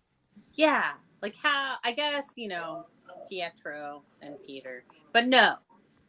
Yeah, I mean, and you know, it's probably a fun story, and I'll probably get it, or I'll read it. As exciting as this is almost like forgetting that there is an entire comic series called What If that this show is based on. What are they gonna do next? Freaking pick your own story where you have like the page numbers at the bottom. Oh my God, are they gonna do that? That's new, isn't it? It's something totally awesome. Nobody's ever heard of that. Oh my God. No, but I mean, like, this is like forgetting that What If is a comic book series and that there are really good comics in that series. It almost feels like they're like erasing all of that, because like all 3 of these stories could be things that that they could do in a What If series. Yeah, totally. I mean, I could see that them do. I don't know. They do books all the time. I've got Wonder Woman books that are just like stories that were books. That I don't feel like it takes anything away from the Wonder Woman comic book. I'm like, okay, it's just a different format. So I don't see the problem. And I think the coupling thing that they're doing, because they're coupling it, Loki and Valkyrie, Wanda and Peter, and then you've got Moon Knight and Venom. And I have to say this, and we all know I'm not a Venom fan. I really do want to read that. What if Mark Spector was a host to Venom? Because I think that's going to be great. Because you just think of like Venom, like Mark Spector hosting Venom, like a Venomized Moon Knight. I'm sorry, I just see them having tea together. Like they're just like in his subconscious, just having tea. Would you want a biscuit? But you know, oh God, you know that Funko is gonna make a Venomized Moon Knight. Badass character. But then I expect a teacup. Funko. But like, think of it, teacup, buddy. Think of it like this, like okay, so you have somebody with multiple personality disorder that is hosting the symbiote. Yeah, that has a strong personality that would probably want to wreck every single personality. Yeah, just imagine how dark that story could get. Get in line. And the question is do you think that they would go that dark? You know, because like there's a possibility for that entire story to be like super dark, and I kind of don't have faith in the current iteration of Marvel to go that dark. It needs to go that dark because again, we know what the character is. We know how Venom is. Why not go that dark? But like you said, Marvel's not going to probably take it there. And it is like they're trying to erase everything that we know when it comes to the comics, because like you said, What If was a great series. I had like almost a whole run of What If. Yeah, one of my favorite ones is What If What If Deadpool hosted the symbiote, and like that's where Venomized Deadpool came from. Yeah. And it's a really good story. Mine were always like the ones with the Phoenix, like what if so and so got the Phoenix Force instead of Jean, or like the Brood stuff. What if the Brood took over the X-Men, you know? And it's like Wolverine as a Brood, and it's like, oh my god, these are great. So those were the what ifs I wanted, but I just think it's kind of cool. It's in a book form. It's a longer format. Some people don't want to read a comic book; they want to read in book format. Mhm. I mean, you know, and they're starting with 3 books that are totally different. Like either you are a Loki fan, you're a Wanda fan, or you're a Venom or Moon Knight fan. I mean, it's like this. Right. There are 3 spheres that are completely different, in my opinion. And so I think that it's something for everybody. You know, hey, if they want to, I'm all for more books. Let's have more books. More. Right. things to The read. other thing is like it in order to be a novel, you have to have what 25,000 characters. Right. So I mean, like the whole thing is, like, and that's the minimum is 25,000 characters. It's actually not that big, right? Yeah. So like, you know, for I mean, depending on how much they get into with that, because what if stories are usually like short, right? So Yeah, them they're to typical. novelize- They're your standard comic book, and it's summed up in that short comic book. right. So for them to novelize a what if story, it's like, okay, well, I wonder if they're going to be on that low end, like word count for a novelization of the story itself. I'm I not mean, for it. I don't know. I guess these are things we should look into. This should be something we do. Phil, I say you do it. We're going to do an entire show on Let's do a novelization word count. of word counts and novelizations of Yes. of properties. I There we really go. want to talk about how I read the novelization of the first Star Wars movie, and I'm talking A New Hope, Yeah. not the number 1, number 4. And yeah, I had the picture book and I had the novelization, and I loved them and I read them, and then for some reason skipped the Empire Strikes Back novelization. I don't know. I have the novelizations of The Force Unleashed, and they're awesome. Yeah, I really like. I Those are really actually liked good. that. I And, was gonna watch or listen to the radio play. Have you guys heard the radio plays for them yet? For Star Wars or for the Yeah. Force Unleashed? No, you know Star what? Wars. You know that actually, because I'm old, I actually listened to it on the radio back in I think it was like 1980, 83 or 84. They actually did a whole radio play of it. Yeah, And they my did mom- all of yeah. them. I did got to the listen to it. I first remember 3. those. Yeah. Yeah. I forgot about them, and then I started listening to the first one, the New Hope one, and I was like, how is this 2 hours longer than the actual movie? And I realized they put a lot of other crap in there, and I was like, you know what, Right. I'm good. I watched I listened to I watched it on YouTube, so I was listening to it, but I listened to like the first 20 minutes, so I was like, nope, I don't care about any of these characters, so I'm done. Well, Anyway. speaking of characters and changes to characters, yeah, you like that one? Changes. Ooh. Some follow up on something we've been covering, guys. Dan Stevens from The Guest and Legion and Downton Abbey has officially replaced Justin Roiland in the lead role of Hulu's animated series Solar Opposites, which is returning for a 4th season. Roiland, who created the series, was fired from the show earlier this year after it was revealed that he was being charged with domestic violence. He was also cut from Hulu's other animated show, Koala Man. The charges against Roiland, Triggering. I know. The charges against Koala Man. Oh, you mean Drop Bear Man? Shut up. The charges against Roiland were dismissed in March, but the streaming service stuck with their decision to not bring Roiland back, possibly because of his workplace behavior. Season 4 of Solar Opposites will premiere on August 14th, and the show has already been renewed for season 5. So again, guys, thoughts on this? Did you guys watch Solar Opposites at all? I watched love one it. episode. I love all of it. It's actually one of my favorite shows. Yeah, Solar Opposites is actually really good. You should really. it's like after, I want to say after like the 4th or 5th episode, it really gets in there. The first couple, you're like, what the F is going on here? Like, you're really going, what? And then, but by the 4th episode, it gets really good. And especially when the Somebody wall grab the starts. pizza. Yeah. All right, Oh I'll my take God. I'll take your advice and take your, everything you're saying into account, and maybe I'll watch it while I'm up here, where nobody else can see me what I'm watching. No, It's Solar really- Opposites is actually really good considering what it is. It's like it's one of those shows where like the premise of it is dumb, but I mean that's pretty much everything Justin Roiland comes up with. And it's like, wait, this is actually really good and really intelligent, really funny, So I mean, like Solar Opposites, it's in that vein of Rick and Morty. Yeah, Okay. it's very. I'm gonna say it's Rick and Morty, a little bit of like Third Rock from the Sun, kind of, where it's like they're all aliens. But the funny thing is like everyone in town knows they're aliens and they don't care. It's like they just don't care. And the pupa is amazing, and the wall. I'm telling you, they could spin that off. Into I love little the pupa. Shorts. Oh my God, the pupa and the wall, and the people in the wall, the little people in the wall. Oh my God. I have that's what I crave. Like I'll be like, when is Solar Opposites coming back? Because I need to find out what happened to the people on the wall. Like, I mean,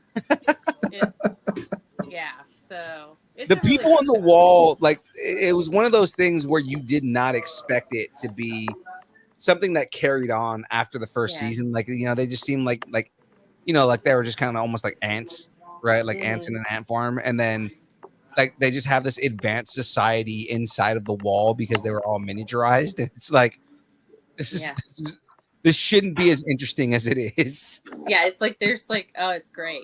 And like the people they get to do the voices, I think like Courtney B. Vance is one of the voices, Right.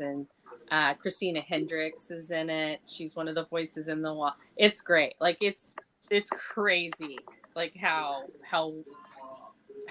riveting that part of it is. Because then you're like, oh yeah, it's about these aliens. I forgot about that.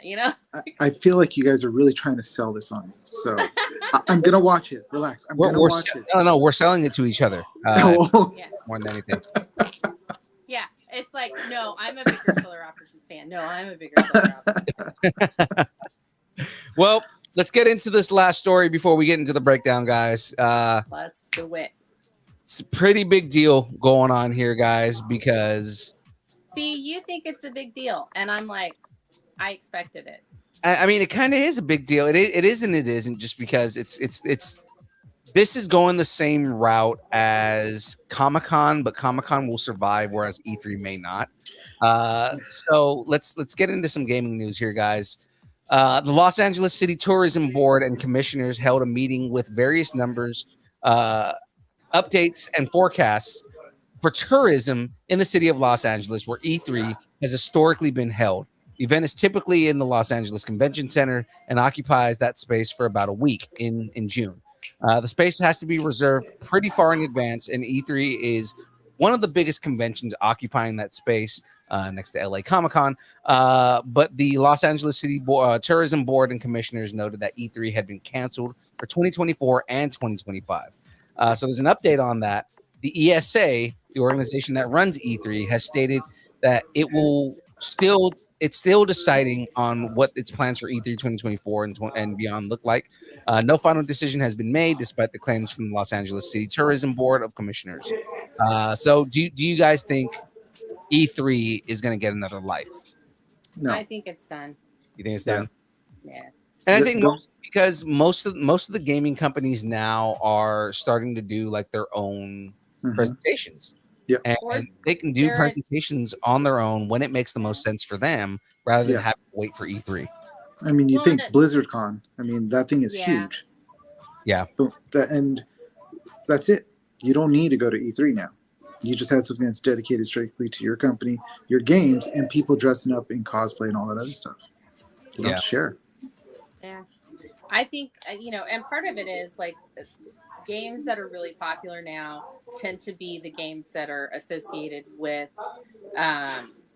universes and like Star Wars and Marvel and like they're even doing like an Indiana Jones game, I hear. Like, so they're the big projects that they're doing, the gaming companies are doing, they just fold that into Star Wars Celebration or Marvel's, big Right. thing, or just different things. So I do see where, because everything's kind of starting to merge together, that I can see where E3 may not be a thing anymore, because everybody's just either has their own thing, or they're folding into someone else's. Or the other thing is celebration. Gamescom in Germany is still massive. You'll do major presentations at Gamescom in Germany. So I mean, like I feel like E3 just, it's not there anymore, especially as soon as Microsoft and Sony pulled out and then Nintendo pulled out, they all started doing their own thing. Now Nintendo does one like every quarter now. Microsoft, they'll do their whole thing, and then Sony does State of Play, and it's kind of like, Ubisoft just started doing Ubisoft Forward. Just everybody's kind of doing their own thing now, and I think they're realizing that they don't need to spend the money to go to E3 when they can do their own presentations. Yeah.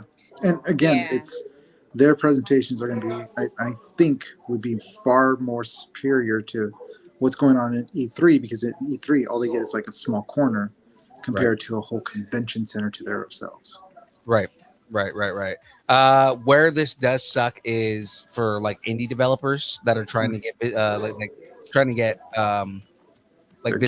and they're trying to get like kind of like more visibility out there. Like those indie developers aren't going to be getting as much visibility as they did when E3 was there, and they could present in front of like audiences and crowds. So then the only thing I feel bad for is like those kind of those kind of companies that aren't going to be getting that kind of exposure anymore. But they could fold into all the Comic-Cons that we have anyways, especially in LA. We've got LA Comic-Con, we got WonderCon, we got San Diego Comic-Con, and then whatever small cons go up in Central, and then even up north. I mean, there's ways for them to still get out there, and it's cheaper probably for them. Right. And I mean, like LA Comic-Con does have an entire gaming section for their con as well. So a lot of the cons now do gaming stuff. So it's not. I can see it. I don't know. I just see gaming as another form of nerddom, and so it's like, well, why aren't they with their cons? But I could see why you'd want a gaming con. It's like Supernatural has their own cons, and like there's as far as I know, there's still Buffy cons every now and then. So it's like gamers need their own cons so they can be toxic with each other. You know what I mean? Just like absolutely. They'll just be on headsets talking to each other. Exactly, just like talking about teabagging each other. It's like, oh my god. So like I'm like totally playing this Monster Prom, and you're not playing it, so you're not as cool as me. Dude, get good. Now, who are you gonna go and like throw controls at? Like if you can't do it at a con anymore. Yeah. Let's move on from controllers, because that'll make me want to talk about a submarine, and we don't want to do that. It's funny. Not plugging another podcast, but I just listened to the show called Behind the Bastards, and they're doing a 3-parter on the dude who owned that company. I don't even want, so that's when our power went out, it was literally like 25 minutes after midnight on Sunday. And the submarine thing was not a thing. Yeah, and then they're talking about like the whole thing is about Stockton Rush, and like kind of like how he's always been a red flag guy. And then Wednesday, by the time we got our power back on Wednesday, they're like, oh, they only have so much, they only have oxygen until tomorrow morning. And the first thing I said was, oh no, they're gone. They're gone. They're gone. There's no way. And then the next morning, and so I missed all of the drama. I got nothing, and then suddenly, oh hey, the submarine's been gone for so many days, and they're gone. And I was like, oh wow, I hardly knew you guys, but I'm so sorry. Right? I was just like, but as soon as I was like, no, they're gone. They gone. Yep. I'm sorry. I'm trying not to laugh. I'm laughing. I don't hold it back. It's a tragedy either way. It It's- is. Yes, but it's still, you gotta laugh. I'm sorry. As It's- my husband would say, some of it is Ibagua. So and I guess it means you did it to yourself. And so he says that a lot. He'll say, "Oh, Ibagua." So I don't know how to spell it. I don't know if it's real. I just know that's what he says. So that's what I say. Yeah.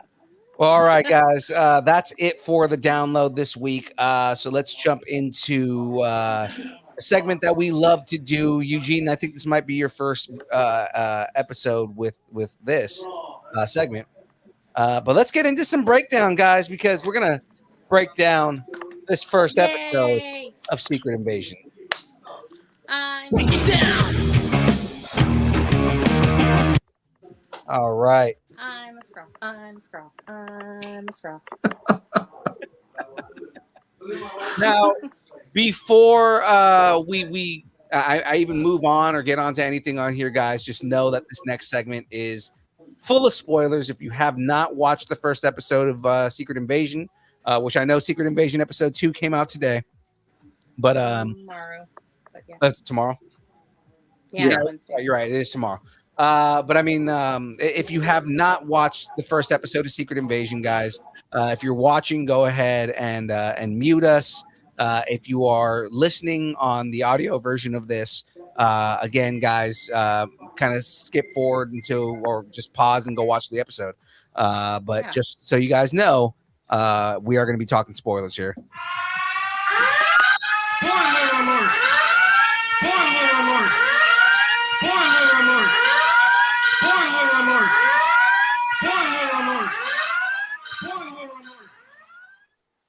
All right. Okay. Everybody has had their time to evacuate if they need to. We've given you the 'cause warning, we're doing guys. it. Yeah. Because here we go. We're talking about it.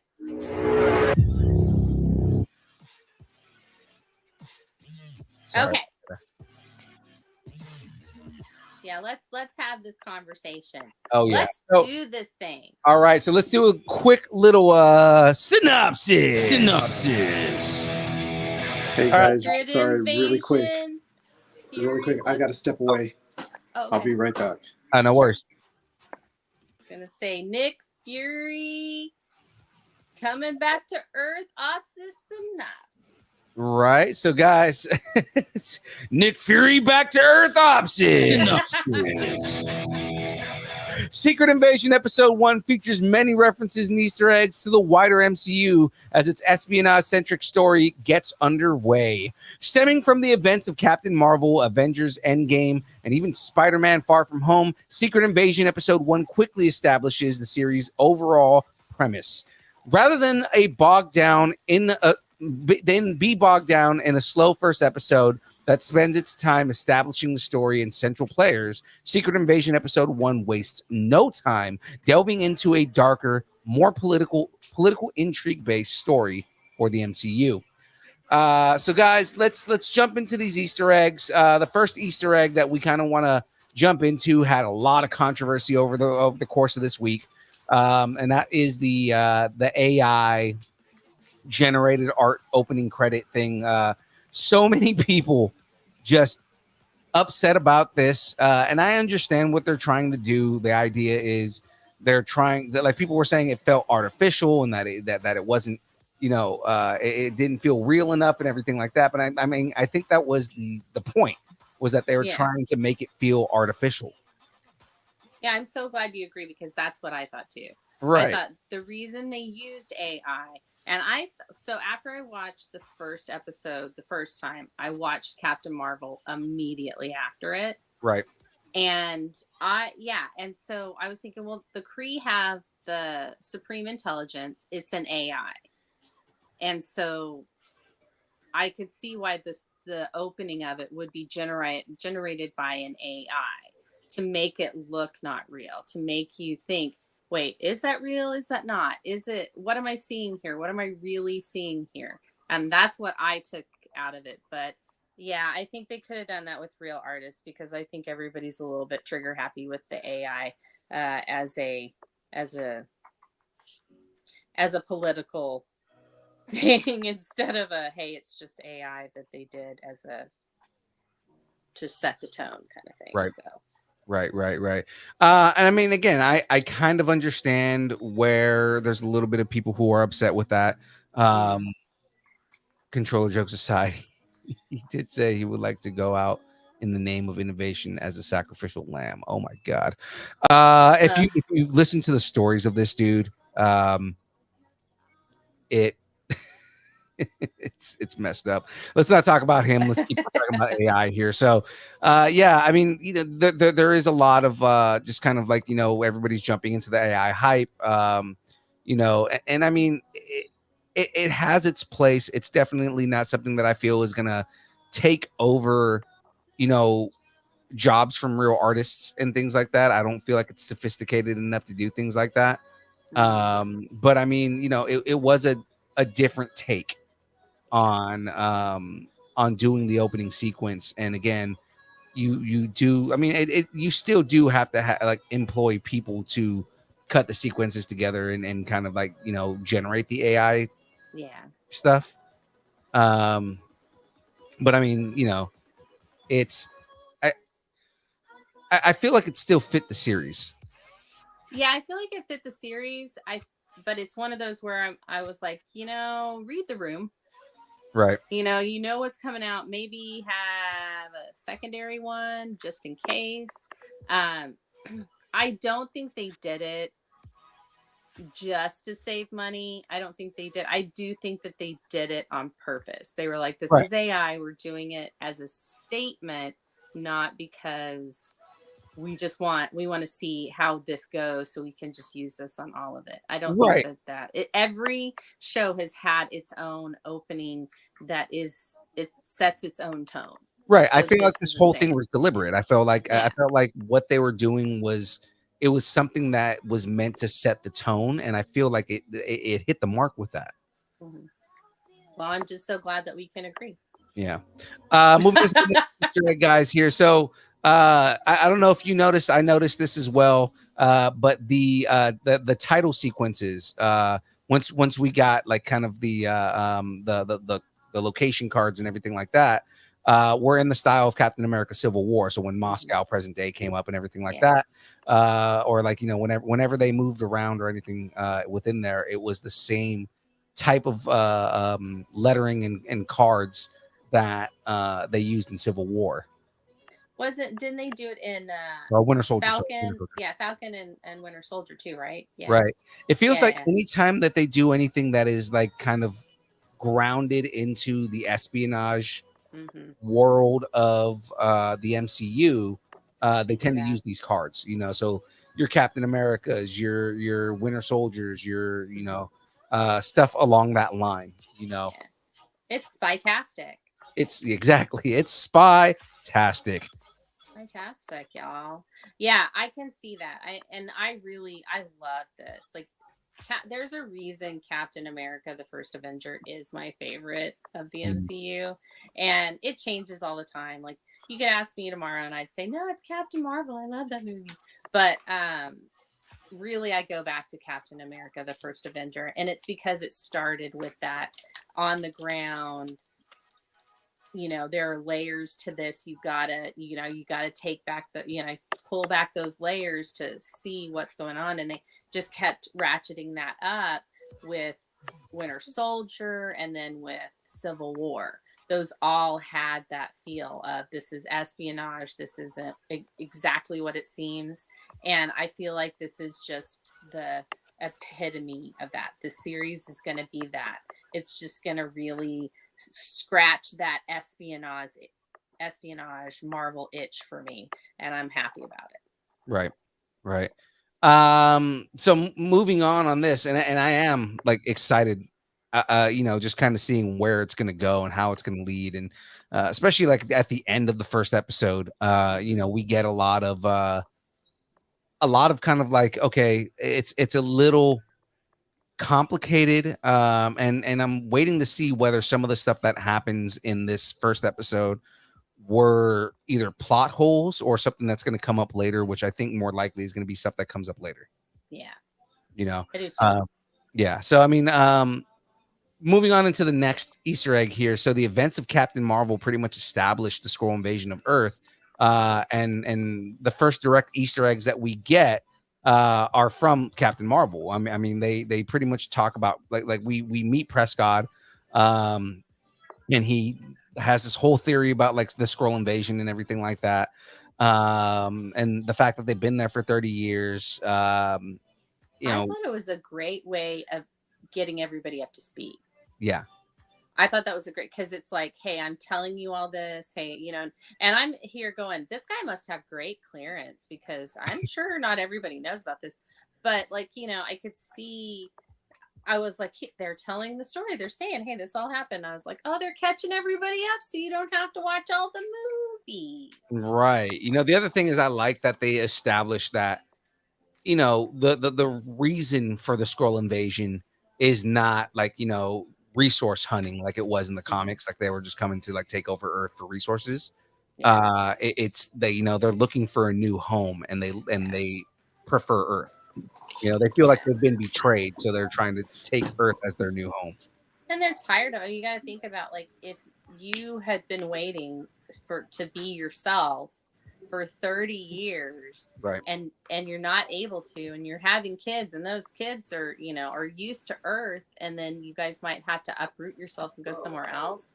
Right. And then it's like, well, are these people that aren't even, you know, members of our race, are they even trying to find us a new home? You know, and so Right. It's like a refugee story, you know? Yeah, definitely is. It's very much a refugee story. Like you have this story of these refugees that are looking for a home, and are being promised these things, but then don't, you know, nothing. They're being lied to. They're not.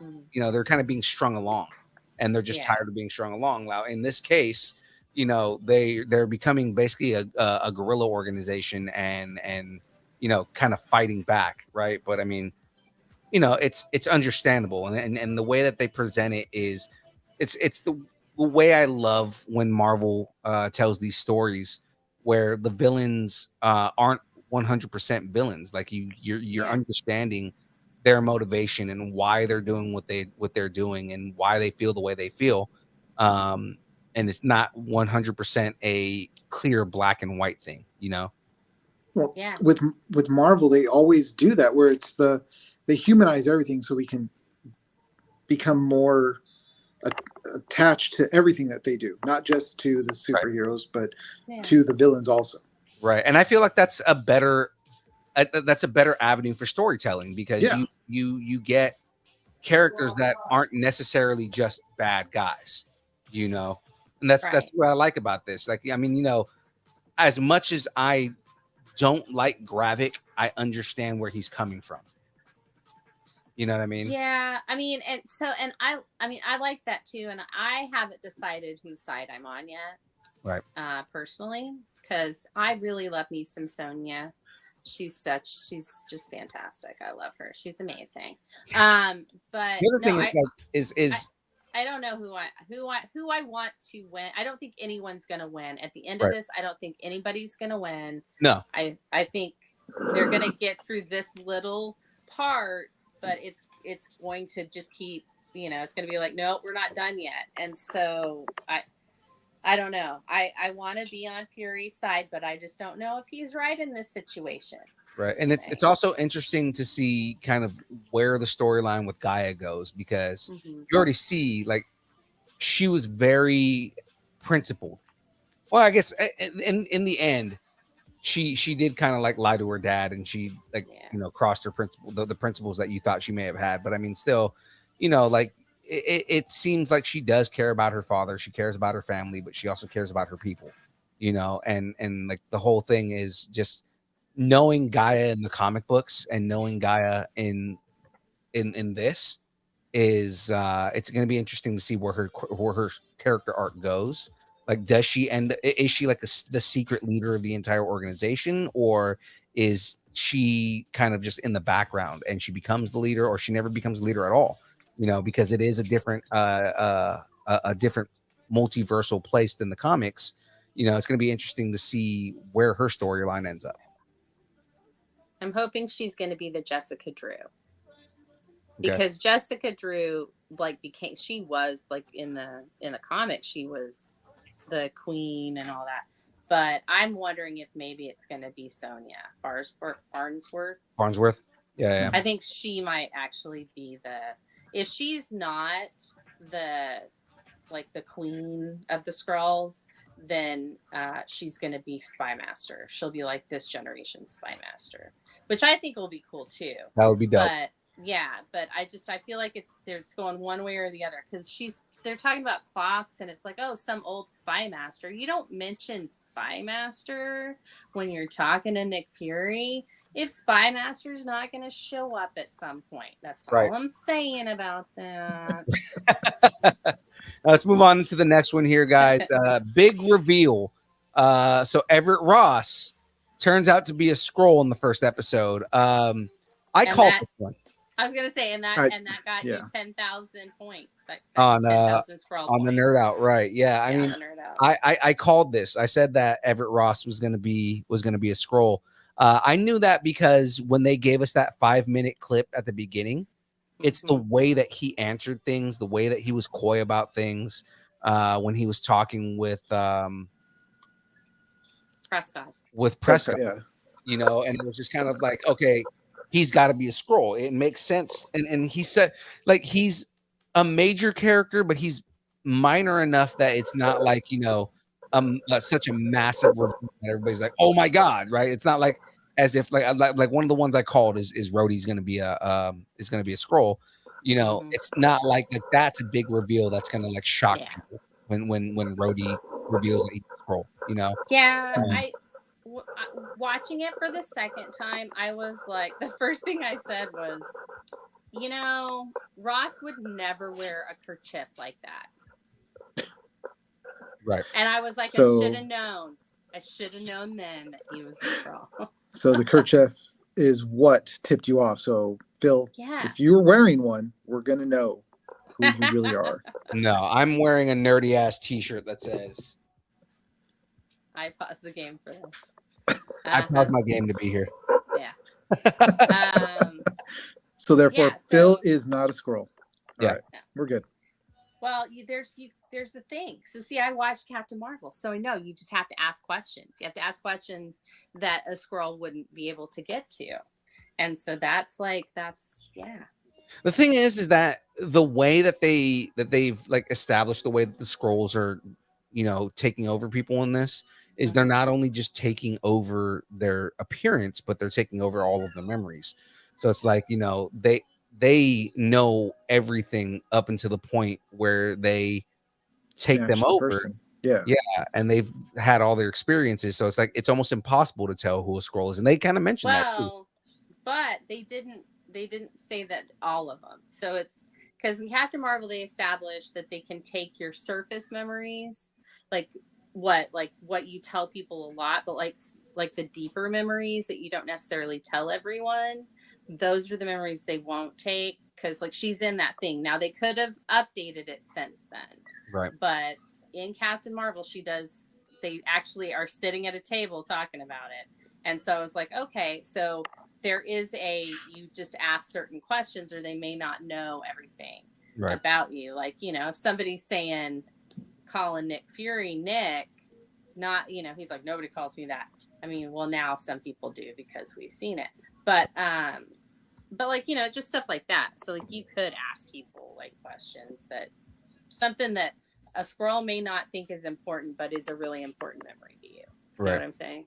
Like, so that anyway. But maybe they don't all know, like as far as everybody else doesn't know, well, maybe if we ask them this question, they just know that these people can take not just your face, but they could take a lot of your thoughts. So absolutely. Right. So at this point, we established that Nick Fury hasn't been on Earth since the end of Endgame, so he probably left right after Tony's funeral. Yeah. If we're gonna like, you know, kind of make any assumptions on when he left. So every time that we've seen Fury since then has been a Skrull. Probably Talos more than anything. Yeah, it's been Talos. Yeah, Talos and Soren. Soren is the one that was playing Maria Hill, and Right. so Yeah. and we find out that Soren is dead. It's an off-screen death. Right. Mhm. So Again- then so there are conspiracy theories saying that Soren's not really dead, Right. and Which it's actually and I'm just like, okay, yeah, which we all know how I feel about off-screen deaths. I don't like off-screen deaths. I feel like they are cop-outs when you could do really good storytelling for that. So I don't think that Soren is actually dead.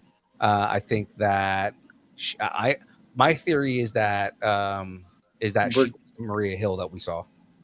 I was gonna say, so do you think we're going to see, like, was that Soren, and then we're going to see Maria Hill then appear again, and it's Right. actually the real Maria Hill? Right. Yeah, I think we are. I think Soren. Yeah, her reaction to Talos when Ross turns out to be a Skrull was interesting. Well, she was like, "Well, what are you doing here?" And Maria Hill. I don't know if our Maria Hill would say that. She might just be like, "Oh, hey Talos" or something. I don't think she would get to be that like comfortable with anyone. She's always professional, and so I think that's what we've got. But yeah, we'll talk about her here in a minute. Right. So see that Thaddeus Ross is not the president. Now we know that we know that at some point between now and Captain America: Brave New World, that Thaddeus Ross is going to be the president. So we see here that Thaddeus Ross is not the president, and then we do see an appearance from James Rhodes, who is kind of at the hand of the president. So I don't think he's the vice president. I don't feel like we've seen enough from James Rhodes to just all of a sudden be Secretary of Defense. Yeah, And the secretary. that's what I'm thinking. Is that official? That's what I thought I think that's what he was called at the beginning of this episode, right? I didn't hear anything. I just know he's close to the president. So either Right. he's That was my an advisor or he's got a like he might and not he wouldn't be NSA. But no, and that was my prediction, was that he's either some type of advisor or he's SecDef. SecDef makes sense because last we heard from Rhodey, he was a colonel, right? So I mean, he's Colonel James Rhodes. That makes sense for SecDef for an 05 or above to be a SecDef like that. Yeah. It makes sense for him to either be SecDef and be like that close to the president and like doing direct briefings the way that he was doing it, right? Yeah. It would also make sense that if Rhodey is a Skrull, that he would be SecDef or he would be somebody high up like that. That's close to the president in some way. So I feel like if Rhodey's anything, at the highest he's SecDef, at the lowest he's some type of advisor. Yeah, I mean, he could be either SecDef or he could just be that advisor for the Avengers, for the president, right? When it comes to all things like this, like a liaison to that type of. But to move him into as a VP, it makes sense that they would put him as SecDef, and then the next step could be, he runs and becomes VP. Right. Well, because I mean, it makes sense because if General Ross is going to be president, again, makes sense that you get somebody close to you like that. And I mean, if the Skrulls are invading, then you want to have somebody who's high up in the ranks like that. It would make sense to have James Rhodes, especially if you guys have noticed post Civil War, we're not even that like post Avengers. Rhodey doesn't really have his like robot legs anymore. Oh yeah, the Endgame. That's true. Yeah. So I feel like after Endgame, I feel like he's been Skrulled. He's been scrolled because it makes sense given that he doesn't have the robot legs. Because remember, he was paralyzed. Mm-hmm. But all of a sudden he's walking of his own accord.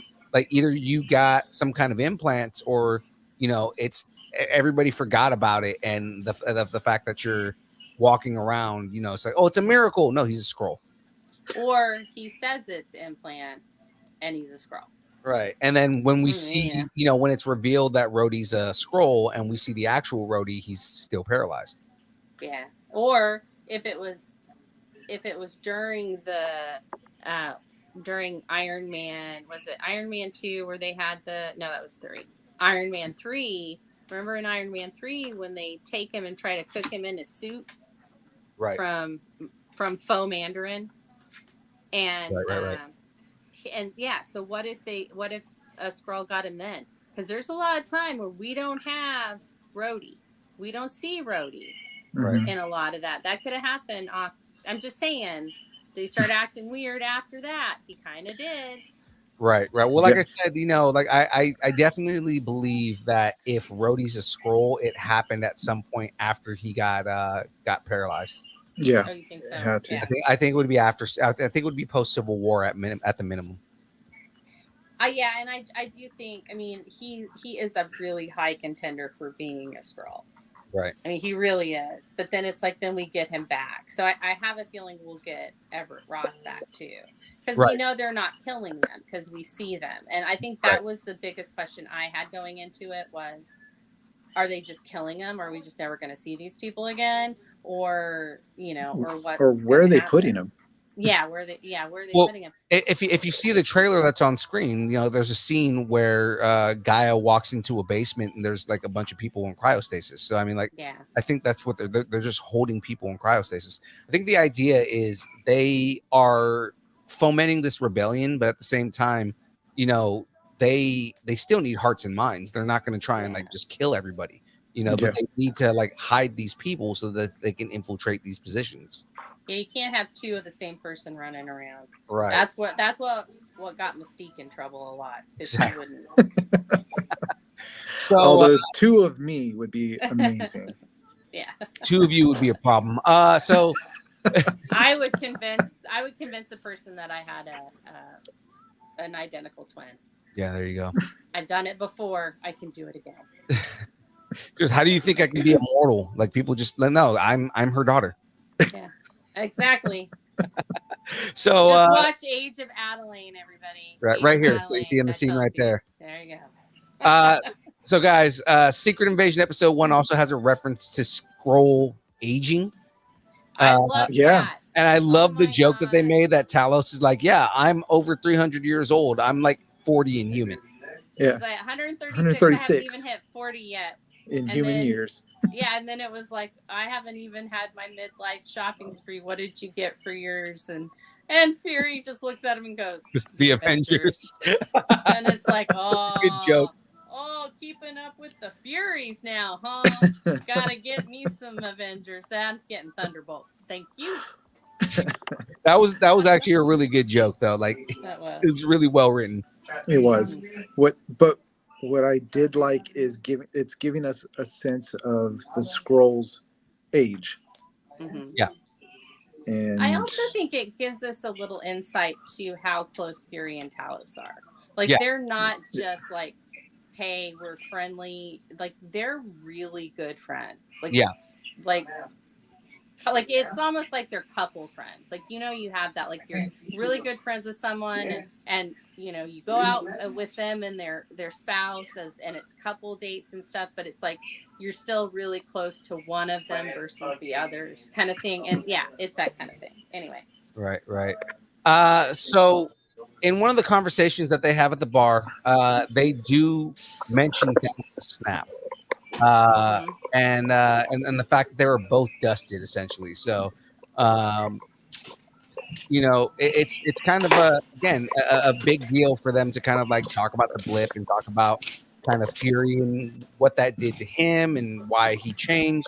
I also loved all the spy stuff when they walked to that bar. Yeah. Oh yeah. You know, and he was just like, you know, he just asked the dude, "Do I know?" in Russian, but like, "Do I know you?" And he's and they're just like, "No, but you know, we know of each other." And he's like, "Cool, get him a drink." Yeah. You know, and then explains like we're spies. You know, it's kind of like, you know, we all work together and operate at the same time. Yeah. We're the reason that the Cold War never like became a hot war. Yeah. Mm-hmm. That was actually really good. A lot of that stuff was pretty funny, but okay. Never mind. I digress. I'm not going to say anything right now. We'll wait till towards the end of this. I was gonna say that, you know, what I liked a lot. Hold on a second. My dog is like trying to get in the trash right in front of me. Get out of the trash. What the heck? Like, seriously looking right at the dog. And she's Get out of the garbage! She's just like, oh, me? Oh, you're talking to me? Oh, I'm sorry. What? Why were you in there? I'm right here. And she's just like, oh, da, da, da. Whatever. Okay. Get out of the trash! And that was a Fray moment. Thank you. A Fray moment. Man. That was... You got a little not crazy. It got crazy in here. Got a little crazy. So Maria Hill, I guess her death in itself is an Easter egg in its own. So Maria Really? is, but I mean, like, Maria is killed by Gravik. The Easter egg in the scene comes from the fact that Gravik was impersonating Nick when he shot her, and then linking their MCU relationship.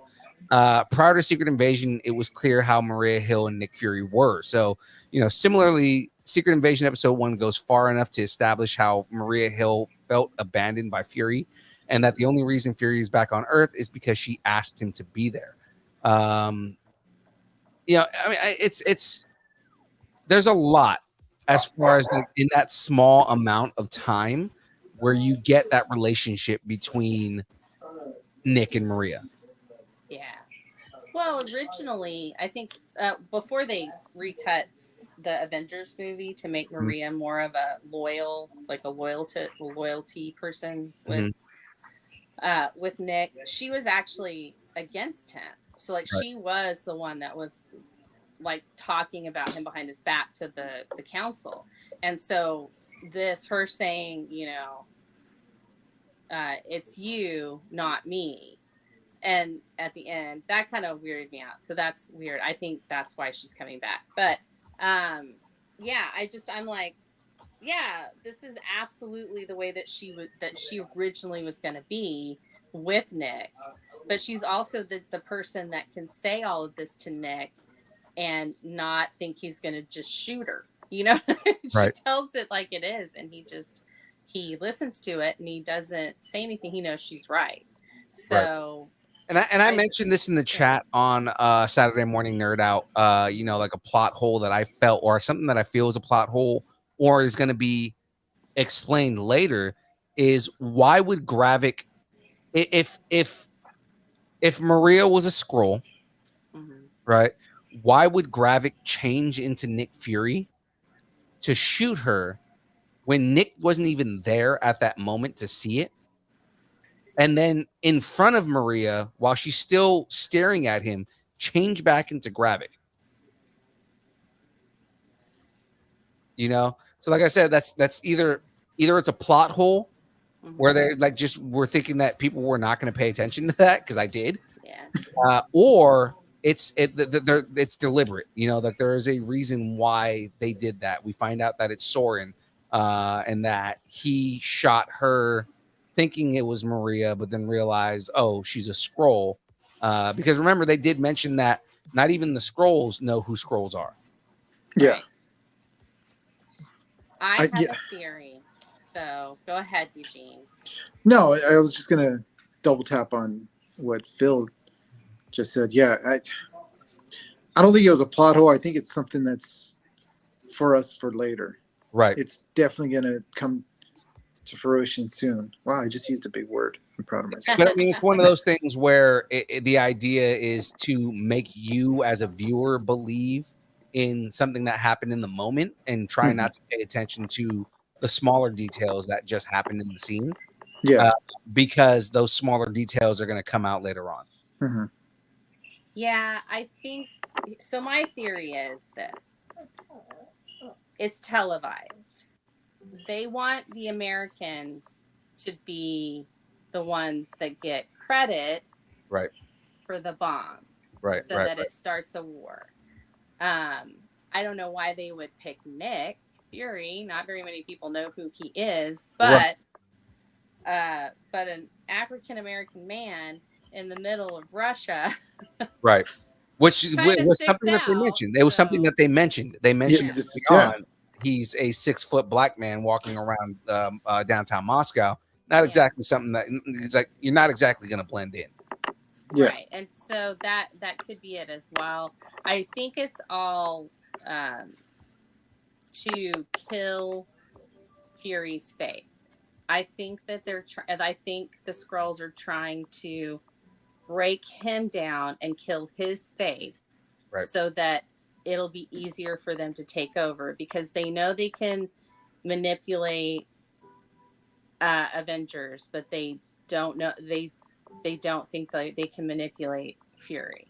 Right. And so, and I mean, it's true. You know, Nick Fury is the one, he was the glue keeping the Avengers together, the glue, you know, so for him having this crisis of consciousness, I don't know. Yeah. Conscience. Conscience. Thank crisis you. Of conscience.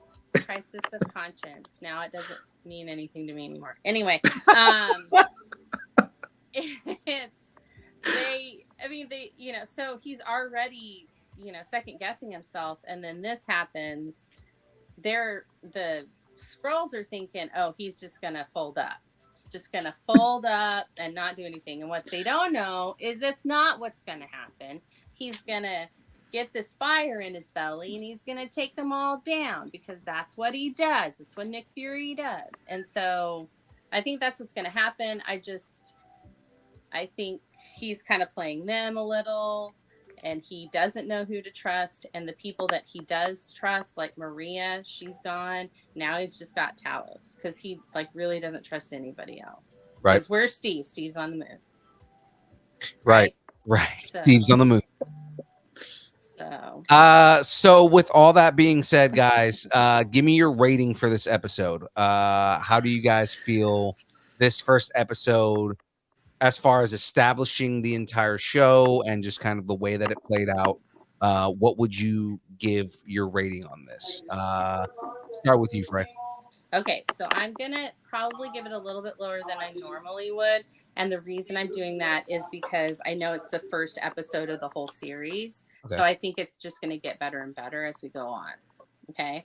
So I'm going to give it 7 missing Nick Fury eye patches out of 10 walking through Moscow past shawarma shops. That's what I'm going to say. Eugene, what's your rating here, man? I'm gonna probably ride the center right in the middle. So let's go with, like, unfortunately, I'm gonna say 5 dead hills. Oh wow! Because I'm kind of leaning towards, like, I'm hoping it's gonna go good.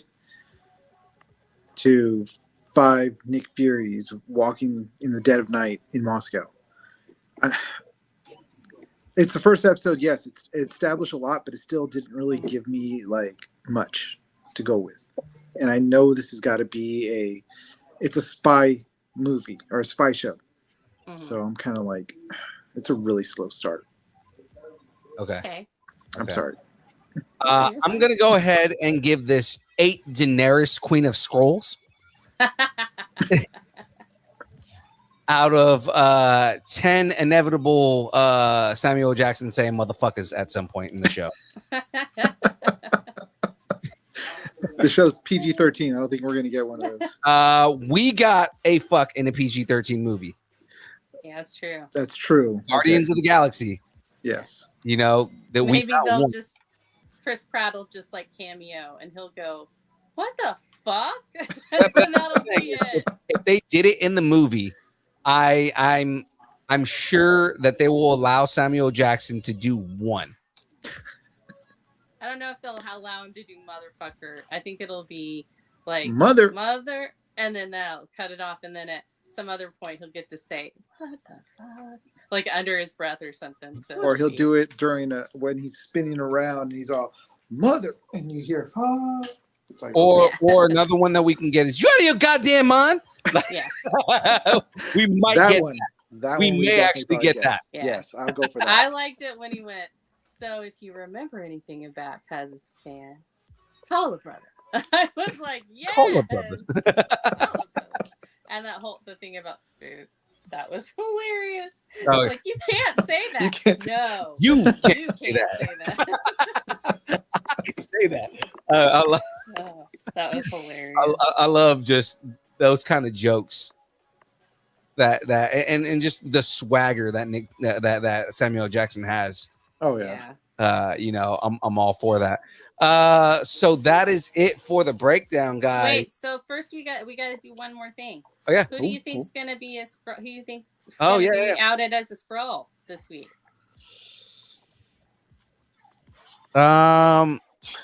Minor character.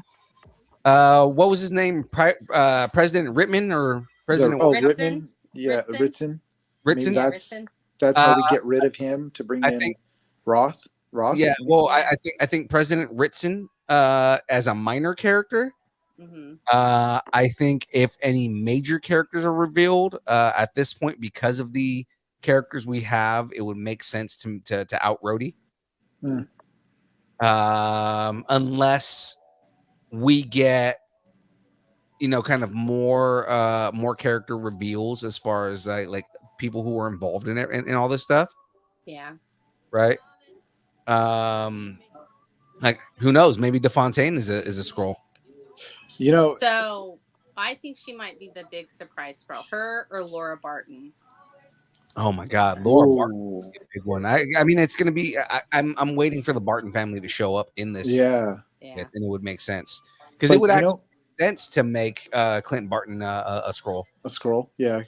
But what I'd like to see is, we see the scene of her walking down to that basement where all the cryo stations are, mm-hmm. and she passes by, and we can catch a glimpse of maybe some majors cryo. That would be a huge reveal. So that'd be cool. Here's a question, right? Or like maybe we don't get a scroll reveal in the next one, but the reveal itself is that super scrolls exist, and that we see.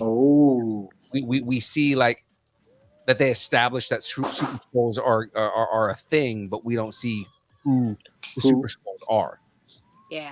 Yeah, that'd be cool. Based on the trailer, we know that super scrolls are going to show up because Gravik has that whole thing right there. Yeah, Gravik has that whole thing with like the arm popping out, and I mean that's in the comics. Almost Groot-like. It does. I was going to say in the comics that would have been Mr. Fantastic, but we don't have the Fantastic Four yet. Yeah. So, it's kind of like, okay, well, we're doing Secret Invasion before the establishment of the Fantastic Four, which means who do we get as Super Scrolls at this point? Yeah, that's true. Because they're gonna incorporate Super Scrolls, but how do they do it? Yeah. Yeah. I mean, you've got they could do Hulks. Well, no, they really can't do Hulks, but they could do like any of the Spider people, but really they can't do the Spider people because they can't put them in there. So it's like so they can do this, but they can't. No, like Spider-Man and the Hulk, I don't see them doing. If there's anybody like, I don't think it would be that big majors. Well, I don't think it would be Thor because there's so much involved in Thor that a scroll can't recreate. Right? Yeah. Like they can't recreate holding the hammer and everything like that, right? So it's kind of like they wouldn't be able to do Thor. Not America, because she's a Nexus being. Right. And not Wanda, because she's a Nexus being. But they could do the Winter Soldier. They could do, they could do Doctor Strange, although that would be kind of weird. But I don't know if they can do Doctor Strange because the magic. It's the powers that they take on would have to be physical powers. Yeah. Ant-Man, actually. Ant-Man, they could Ant-Man, the Wasp, Stature, the Ooze guy. Yeah. The guy from the movie. Again, like Darren, don't be a dick, MODOK. Oh I mean, what? No, never mind. I'm back. But I mean, like they could do Black Widow, not. Yeah, I mean, like they can do somebody from that. I think Yelena could show up. Yelena Belova could be a scroll, which would make sense. I think Sharon Carter's a scroll because she does such a 180 from, is it Winter Soldier or Civil War? Civil War where she's there with Ross, right? And that she's like, no, I believe in America and all that. She gets all their stuff. And then, like, the next time we see her, she's a freaking power broker. What the heck? Right. No. That's too, this is 180. That's too much. I think she might be a Skrull. And Anyway. actually, Baron Zemo could be a Skrull. Yeah, Baron Zemo could be a Skrull. You know, Baron Zemo would make sense as a Skrull. You know, does that mean that that's the Skrull's dancing move, or is that Zemo's dancing move? Oh, that's a good question. asking the real questions here. So Right. She's getting deep. stuff. We're getting real deep here. Anybody with super strength can essentially be a Skrull. They could a super Skrull could do that. So I mean, again, any version Johnny of Captain Mayo. America. Yeah. Any version of Captain America. And I guess U.S. Agent would make sense too. Falcon, they could do. Actually, Falcon, U.S. Agent, that would Captain be America. that would make sense. U.S. Agent would make a lot of sense, and Yeah. he's a character that could show up in this really easily. Yeah. Yeah. Any of the Thunderbolts could show up in it. I think if we see Val, we might see Thunderbolts. Right. And of course, James mentioned this earlier, but Phil Coulson. Oh yeah. Well, I don't think we're going to see Phil Coulson because we already saw him as a Skrull in Captain Marvel. But that's what I'm saying is it could be that, like, say the Phil Coulson that died in Avengers, and I guess like the Phil He Coulson went that died to in Avengers Tahiti. what was a Skrull. It's a magical place. But that's what I'm saying is the revitalized Phil Coulson from Agents of S.H.I.E.L.D. also could be a Skrull, right? And but then he's an LMB now.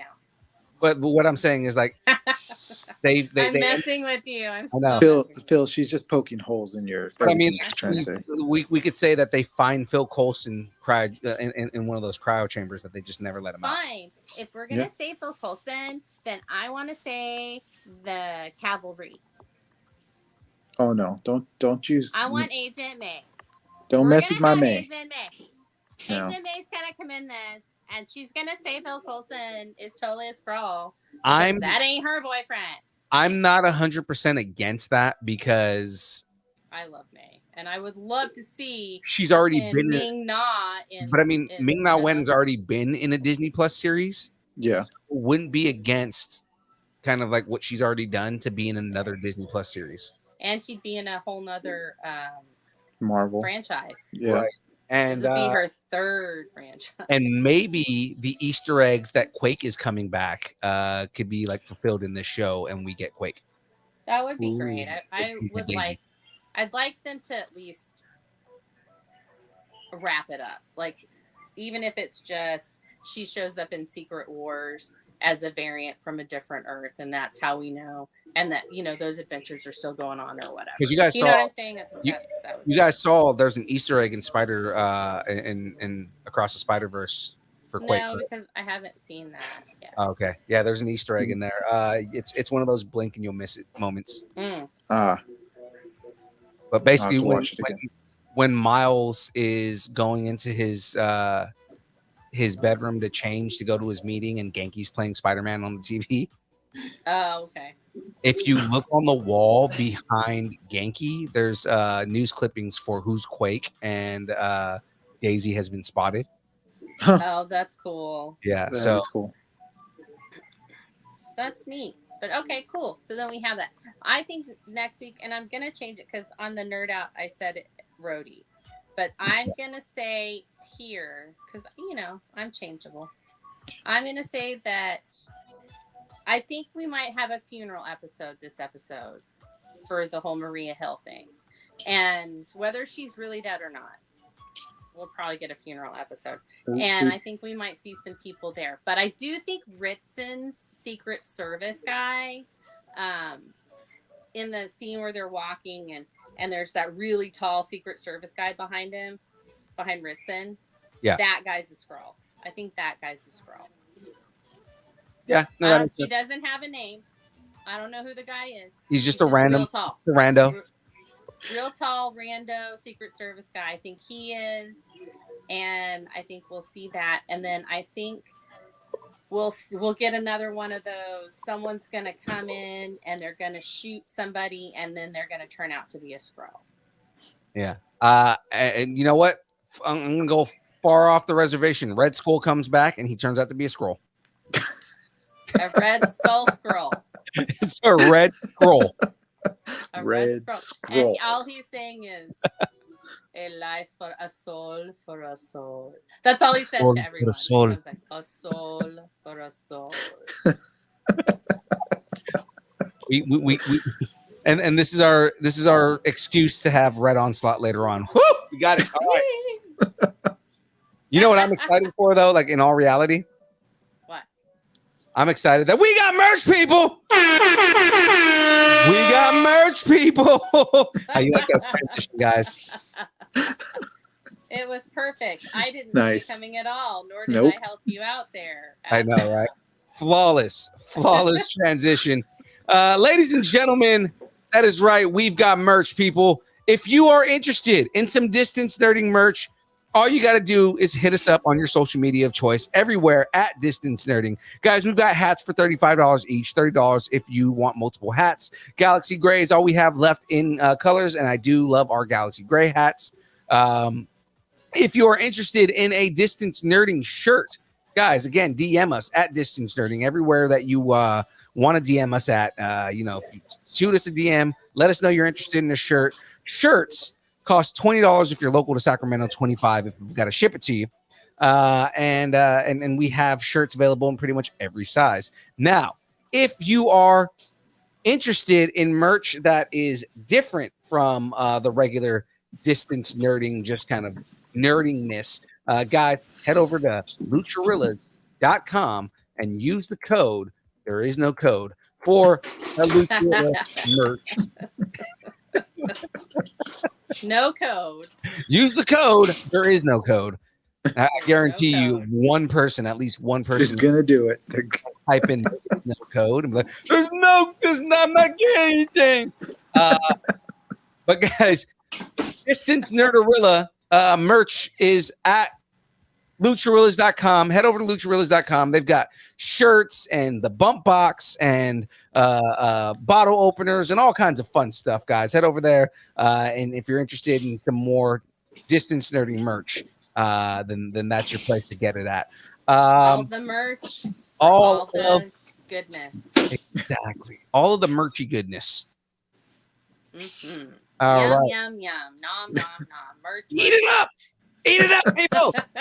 All right, now let's talk about this schedule, guys. Mondays, we got game streams from 8 to 12. I've been playing Jedi Survivor. I've been killing it. By killing it, I mean getting killed by every boss that I go up against, because it's basically Dark Souls with Star Wars. But I mean, it's a great game, though. It's one of those games where no matter how destructively destroyed I get by these bosses, I just keep going because I'm determined to beat them. And it's a great game. You are a true Jedi. Right. Tuesdays, the download, the show you're watching right now from 6:30 to 8:30. We're running a little bit over right now, but that's fine. We're good to go. I did start late, so we're fine. Everything's okay. The build from 6 to 8 on Thursdays. Watch that on Twitch and YouTube, guys. Hang out with us as I build Lego and we hang out with friends and we talk nerdy stuff and we interview people and have all kinds of fun stuff. That is our schedule on Thursday. One of the best chats in all of nerddom. Oh, God.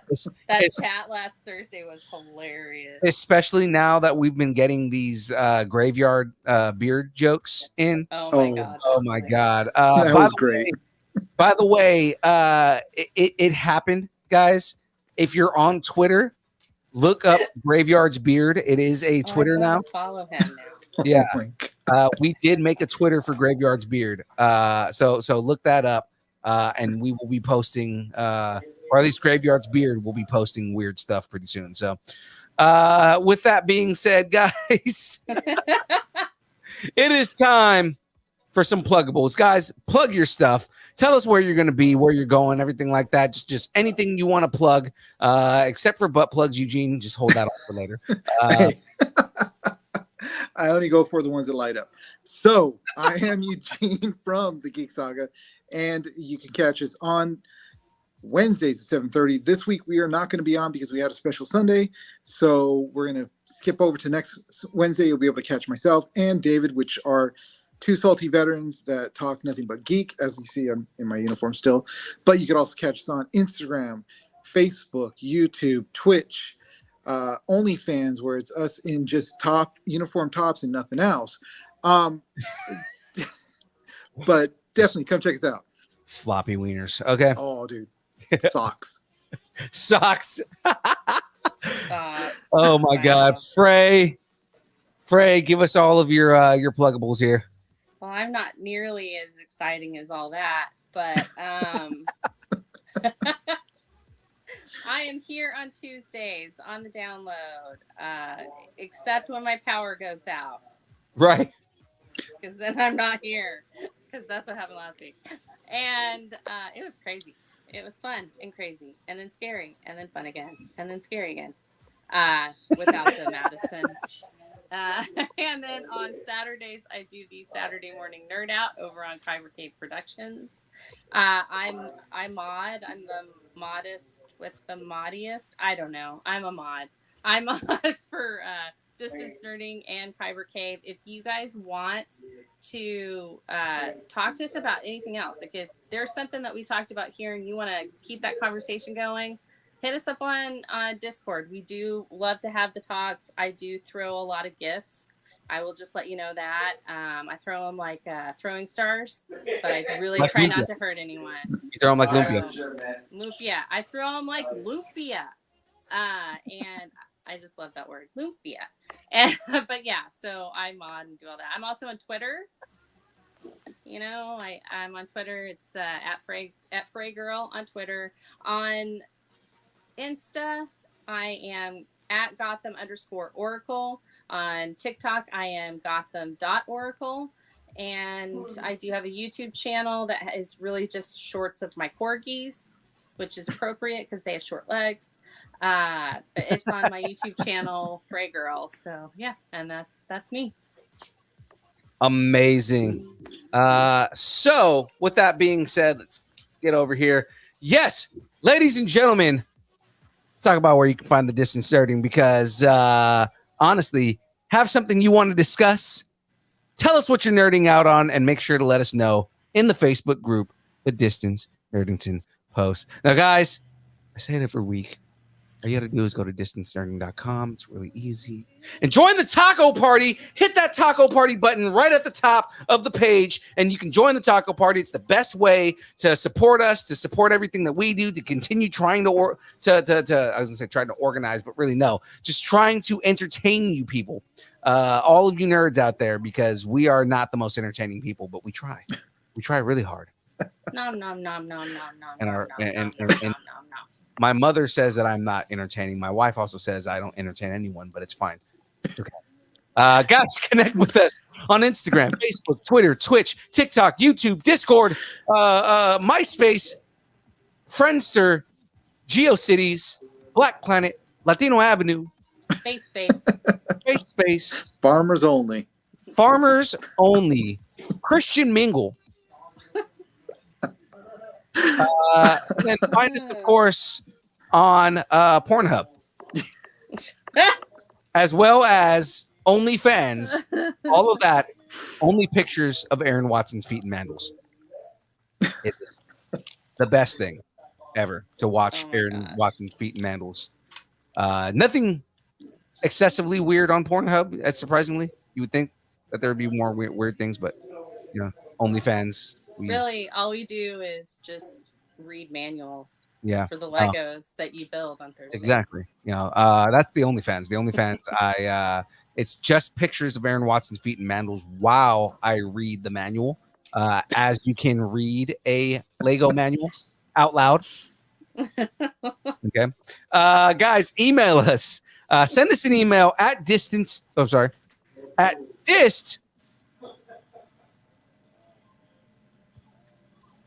Is there a graphic coming? Oh, yeah. No, there it is. Yeah. It's nerding at AOL.com.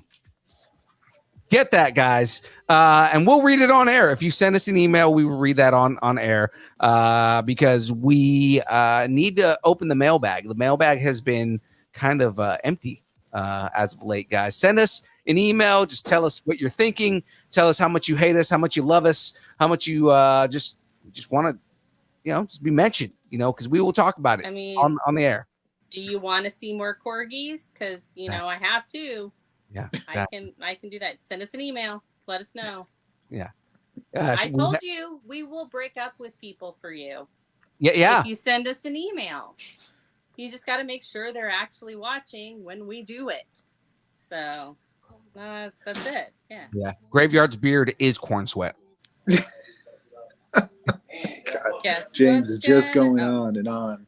No, he'll keep going. I think he's been doing this all weekend. Well, guys, it is now time for the dance party because I gotta do the tagline real quick. Thanks, and keep nerding together.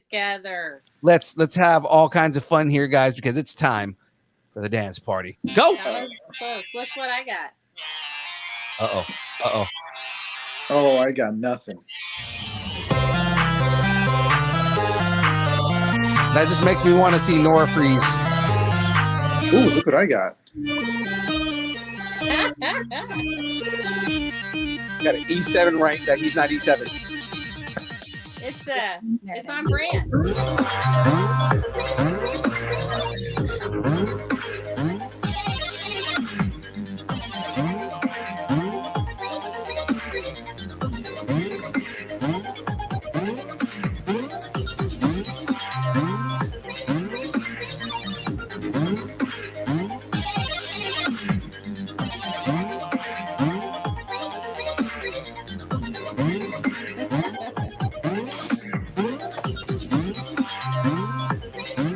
It's shiny.